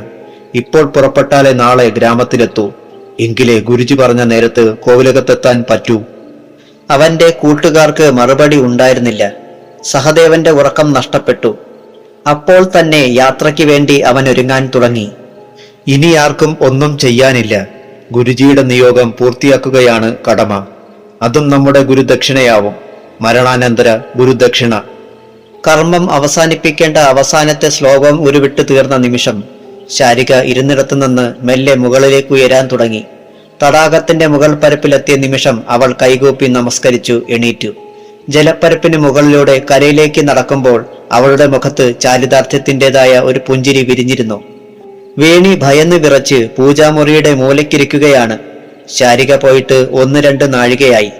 എന്തിനു പോകുന്നു എന്നൊന്നും പറഞ്ഞുമില്ല. ശാരിക എത്താൻ വൈകുന്തോറും അവളുടെ പരിഭ്രമം വളരുകയാണ്. അപ്പോഴാണ് പുറത്ത് കാൽപെരുമാറ്റം കേട്ടത്. നിറഞ്ഞ പുഞ്ചിരിയോടെ ശാരിക കയറി വന്നു. വേണി, ഇനിയൊന്നും ഭയപ്പെടാനില്ല. ഒരിക്കലും ചെയ്യേണ്ടി വരുമെന്ന് കരുതാത്ത ഒരു കർമ്മമാണ് എനിക്ക് ചെയ്യേണ്ടി വന്നത്. ഞാനത് ചെയ്തു. ഒരു പക്ഷേ അത് ചെയ്യാനായി മാത്രമായിരിക്കും എന്റെ ജന്മം ഒഴിഞ്ഞു വയ്ക്കേണ്ടി വന്നത്. അതിന്റെ പ്രത്യാഘാതം എന്തെന്ന് നിനക്ക് കൂടി കാട്ടിത്തരുന്നുണ്ട്. നിന്റെ അച്ഛനെ കൊന്നവന്റെ അവസാനം നിന്റെ മുന്നിൽ തന്നെ ആവണം. നിന്നെ കൂടി നശിപ്പിച്ചവനാണവൻ. എന്റെ ജീവിതം നഷ്ടപ്പെടുത്തിയവനാണവൻ. ഇനി ഏറെയൊന്നും കാത്തിരിക്കേണ്ടതില്ല. സമയമായി കഴിഞ്ഞു.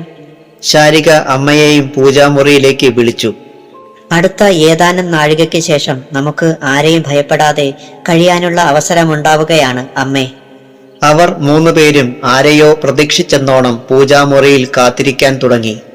കോവിലകത്തേക്ക് പടികൾ കയറി വരുന്നത് ആദ്യം കണ്ടത് വേണിയായിരുന്നു. അവൾ ശാരികയെ വിളിച്ചു. ശാരിക മുറ്റത്തേക്ക് ഇറങ്ങിച്ചെന്നു. കയറി വന്നയാളുടെ കയ്യിൽ ഒരു പിത്തള കഠാരി തിളങ്ങി. അല്പനേരം നിൽക്കൂ. നിങ്ങൾ അന്വേഷിക്കുന്ന ആൾ എത്താറായി. വന്ന ഉടനെ കാണണമെന്നില്ല. നിങ്ങൾ കണ്ടില്ലെങ്കിലും അയാൾ നിങ്ങളെ കണ്ടോളും. സഹദേവൻ തലകുലുക്കി. ഒരു വൃക്ഷഛായയിലേക്ക് അയാൾ ഒതുങ്ങി നിൽക്കുകയും ചെയ്തു. രേവതി തമ്പുരാട്ടി മകളുടെ മുഖത്തേക്ക് നോക്കി. വേണിയും. വിധിയുടെ ഒരു കണക്ക് തീർക്കാനുള്ള സമയമായി. ചൂളക്കാറ്റ് കൊടുങ്കാറ്റായി രൂപപ്പെടുകയാണോ? പൂജാമുറിക്ക് തൊട്ടടുത്ത മുറിയുടെ നെറുകയിൽ ഇടിവെട്ടിയോ? എന്തെല്ലാമോ ഇടിഞ്ഞു പൊളിഞ്ഞു വീഴുന്ന ശബ്ദം. പൂജാമുറി അപ്പാടെ കിടുങ്ങി വിറയ്ക്കുകയാണ്. പുറത്ത് ആരൊക്കെയോ ഓടുന്ന ശബ്ദങ്ങൾ. തറവാട് മുഴുവൻ ഇടിഞ്ഞു വീഴുകയാണല്ലോ ഈശ്വര. ആരുടെയൊക്കെയോ ഭയാക്രാന്തമായ സ്വരം വിക്രമന്റെ ചെവികളിലെത്തി. അവസാനത്തെ ശ്രമവും പരാജയപ്പെട്ടിരിക്കുന്നു. ഇനി ഒരൊറ്റ മൂർത്തിയെയും വിളിക്കാനില്ല. അവസാന നിമിഷത്തിൽ പരാജയം ഏറ്റുവാങ്ങേണ്ടി വരികയാണോ? പൂജാമുറിയുടെ മേൽക്കൂര പൊട്ടിപ്പിളർന്നു. വിക്രമൻ നടുങ്ങി. ഇപ്പോൾ പുറത്തേക്കിറങ്ങിയില്ലെങ്കിൽ തനിക്ക് പിന്നെ ഒരിക്കലും അത് സാധിച്ചെന്ന് വരില്ല. അയാൾ ബന്ധപ്പെട്ട് പുറത്തേക്കിഴഞ്ഞു. മെല്ലെ എഴുന്നേൽക്കാൻ കഴിയുന്നുണ്ട്. പക്ഷേ നടക്കാൻ നല്ല അധ്വാനം വേണമെന്ന് തോന്നുന്നു. തറവാട് തകർന്ന് വീണുകൊണ്ടിരിക്കുകയാണ്. ആ പ്രദേശത്തെങ്ങും ആരെയും കാണാനില്ല. കാറ്റിന്റെ ഭീകരമായ ആക്രമണത്തിൽ അടുതെറ്റി വീണുപോകുമോ? വിക്രമൻ ഭിത്തിയിൽ ശരീരം താങ്ങി. ഇരുട്ടിൽ ആരൊക്കെയോ ഒളിച്ചിരിക്കുന്നൊരു തോന്നൽ. കിടുകിടെ വിറച്ചുകൊണ്ടവൻ ഇരുട്ടിലേക്ക് തുറച്ചു നോക്കി. ഇരുട്ടിൽ നിന്ന് ഒരു നിഴൽ തന്റെ നേരെ ചലിക്കുന്നുവോ? ഒരു മന്ത്രമെങ്കിലും നാവിൻ തുമ്പിലെത്തിയിരുന്നെങ്കിൽ. 4 വശത്തു നിന്നും തന്നെ ആക്രമിക്കാൻ എന്തൊക്കെയോ കാത്തു നിൽക്കുന്നു. പൂർത്തിയാകാതെ പോയ പ്രതികാര ചിന്ത അവൻ മറന്നു. എങ്ങനെയും ജീവൻ രക്ഷിക്കാനുള്ള തത്രപ്പാടായിരുന്നു വിക്രമന്. ഒരു മിന്നൽ പിണർ. തുറന്നു കിടക്കുന്ന കുടുംബക്ഷേത്രത്തിന്റെ ശ്രീകോവിൽ ആ വെളിച്ചത്തിൽ കണ്ടു. ഉള്ളിൽ ഒരു പ്രത്യാശ. വിക്രമൻ അവിടേക്ക് ഞൊണ്ടി. വീണ്ടും മിന്നൽ പിണരുകൾ. ശ്രീകോവിലിന് മുന്നിലെത്തിയപ്പോൾ ആ ദുരന്തം കണ്ടു. വിഗ്രഹം മറിഞ്ഞു വീണിരിക്കുന്നു. വിഗ്രഹം അവിടെ ഉണ്ടായിരുന്നെങ്കിൽ മാർക്കണ്ഡേയനെ പോലെ കെട്ടിപ്പുണർന്ന് കിടക്കാമായിരുന്നു. ശ്രീകോവിലിലേക്ക് കയറാൻ 2 ചുവട് വെച്ചപ്പോൾ ഒരിടിമിന്നൽ അതിന്റെ മേൽക്കൂരയിൽ തന്നെ പതിച്ചു. ശ്രീകോവിൽ വീണ് നിലം പൊത്തി. കബന്ധം നിന്ന് കത്തി. വിക്രമൻ വിഹ്വലതയോടെ തിരിഞ്ഞോടി. തനിക്ക് ദുർഗതി വരുത്തി വെച്ചത് അവളാണ്, ശാരിക, കൊച്ചു തമ്പുരാട്ടി. ചെന്നാൽ ചെന്ന് പറഞ്ഞാൽ അവൾ രക്ഷിക്കില്ലേ? തൽക്കാലം രക്ഷയാണ് പ്രധാനം. അത് കഴിഞ്ഞ് ബാക്കി നോക്കാം. മാനാഞ്ചിറക്കാരെ പോലെയല്ലല്ലോ കോവിലകത്തുള്ളവർ. ക്ഷമാശീലരല്ലേ? ആശ്രയിക്കുന്നവർക്ക് അഭയം കൊടുക്കില്ലേ? താൻ തോറ്റുവെന്ന് കള്ളം പറയാം, അവർ വിശ്വസിക്കും. 2 ചുവട് വെച്ചപ്പോൾ ഒരു പൊട്ടിച്ചിരി കേട്ട് വിക്രമൻ നടുങ്ങി. ഇരുട്ടത്ത് തനിച്ച് നടക്കരുത് കേട്ടോ, മാനാഞ്ചിറ തമ്പ്രാൻ ഭ്രാന്തനാകും. വിക്രമന്റെ നെഞ്ചിലൊരു മുള്ളു കൊണ്ടതുപോലെ തോന്നി. താൻ കൊലപ്പെടുത്തിയ അവർ ആരെ കാത്താണ് നിൽക്കുന്നത്? തന്നെയോ? വിക്രമന്റെ തലയിലേക്കൊരു പെരുപ്പ് കയറി. അവൻ തിരിഞ്ഞോടാൻ കൊതിക്കെ പിന്നിൽ പുഞ്ചിരിച്ചുകൊണ്ട് ഗുരുജി. ഇല്ല, രക്ഷയില്ല. വിക്രമൻ വിയർപ്പിൽ കുളിച്ചു. ക്ഷീണമോ വേദനയോ വകവയ്ക്കാതെ ഇടം വലം തിരിയാതെ വിക്രമൻ കുതിച്ചു പാഞ്ഞു. പ്രേതങ്ങൾ പൊട്ടിച്ചിരിച്ചുകൊണ്ടവനെ അനുഗമിക്കാനും തുടങ്ങി. പ്രേതജന്മങ്ങളുടെ കൂട്ടത്തിൽ അംഗസംഖ്യ ഏറിക്കൊണ്ടിരുന്നു. വിക്രമൻ വിവശനായി. താൻ പരാജയപ്പെടുകയാണ്. ഇനി പിടിച്ചു നിൽക്കാനാവില്ല. മാനാഞ്ചിറയിൽ നിന്നൊരു കൊടുങ്കാറ്റും അവനെ അനുഗമിച്ച് ഒപ്പമുണ്ടായിരുന്നു. അതെ, അറിയാതെ പോലും താൻ ഓടുന്നത് കോവിലകത്തിന് നേരെയാണ്. വിക്രമൻ അമ്പരന്നു. കോവിലകത്തിന് സമീപമെത്തിയതും ഒരു നിലവിളി ഉയർന്നു. അത് വിക്രമന്റേതായിരുന്നു. കഥ അവസാനിച്ചു. നിങ്ങൾക്ക് വേണ്ടി ഇതുവരെ വായിച്ചത് മിഥുൻ മോഹൻ. കഥ ഇഷ്ടമായെങ്കിൽ ലൈക്ക്, കമന്റ്, സബ്സ്ക്രൈബ് ചെയ്യാൻ മറക്കരുത്. പിന്നെ നിങ്ങളുടെ കൂട്ടുകാർക്ക് ഷെയർ ചെയ്യാനും. ഇതുവരെ തന്ന സപ്പോർട്ടിന് എൻ്റെ ഹൃദയം നിറഞ്ഞ നന്ദി.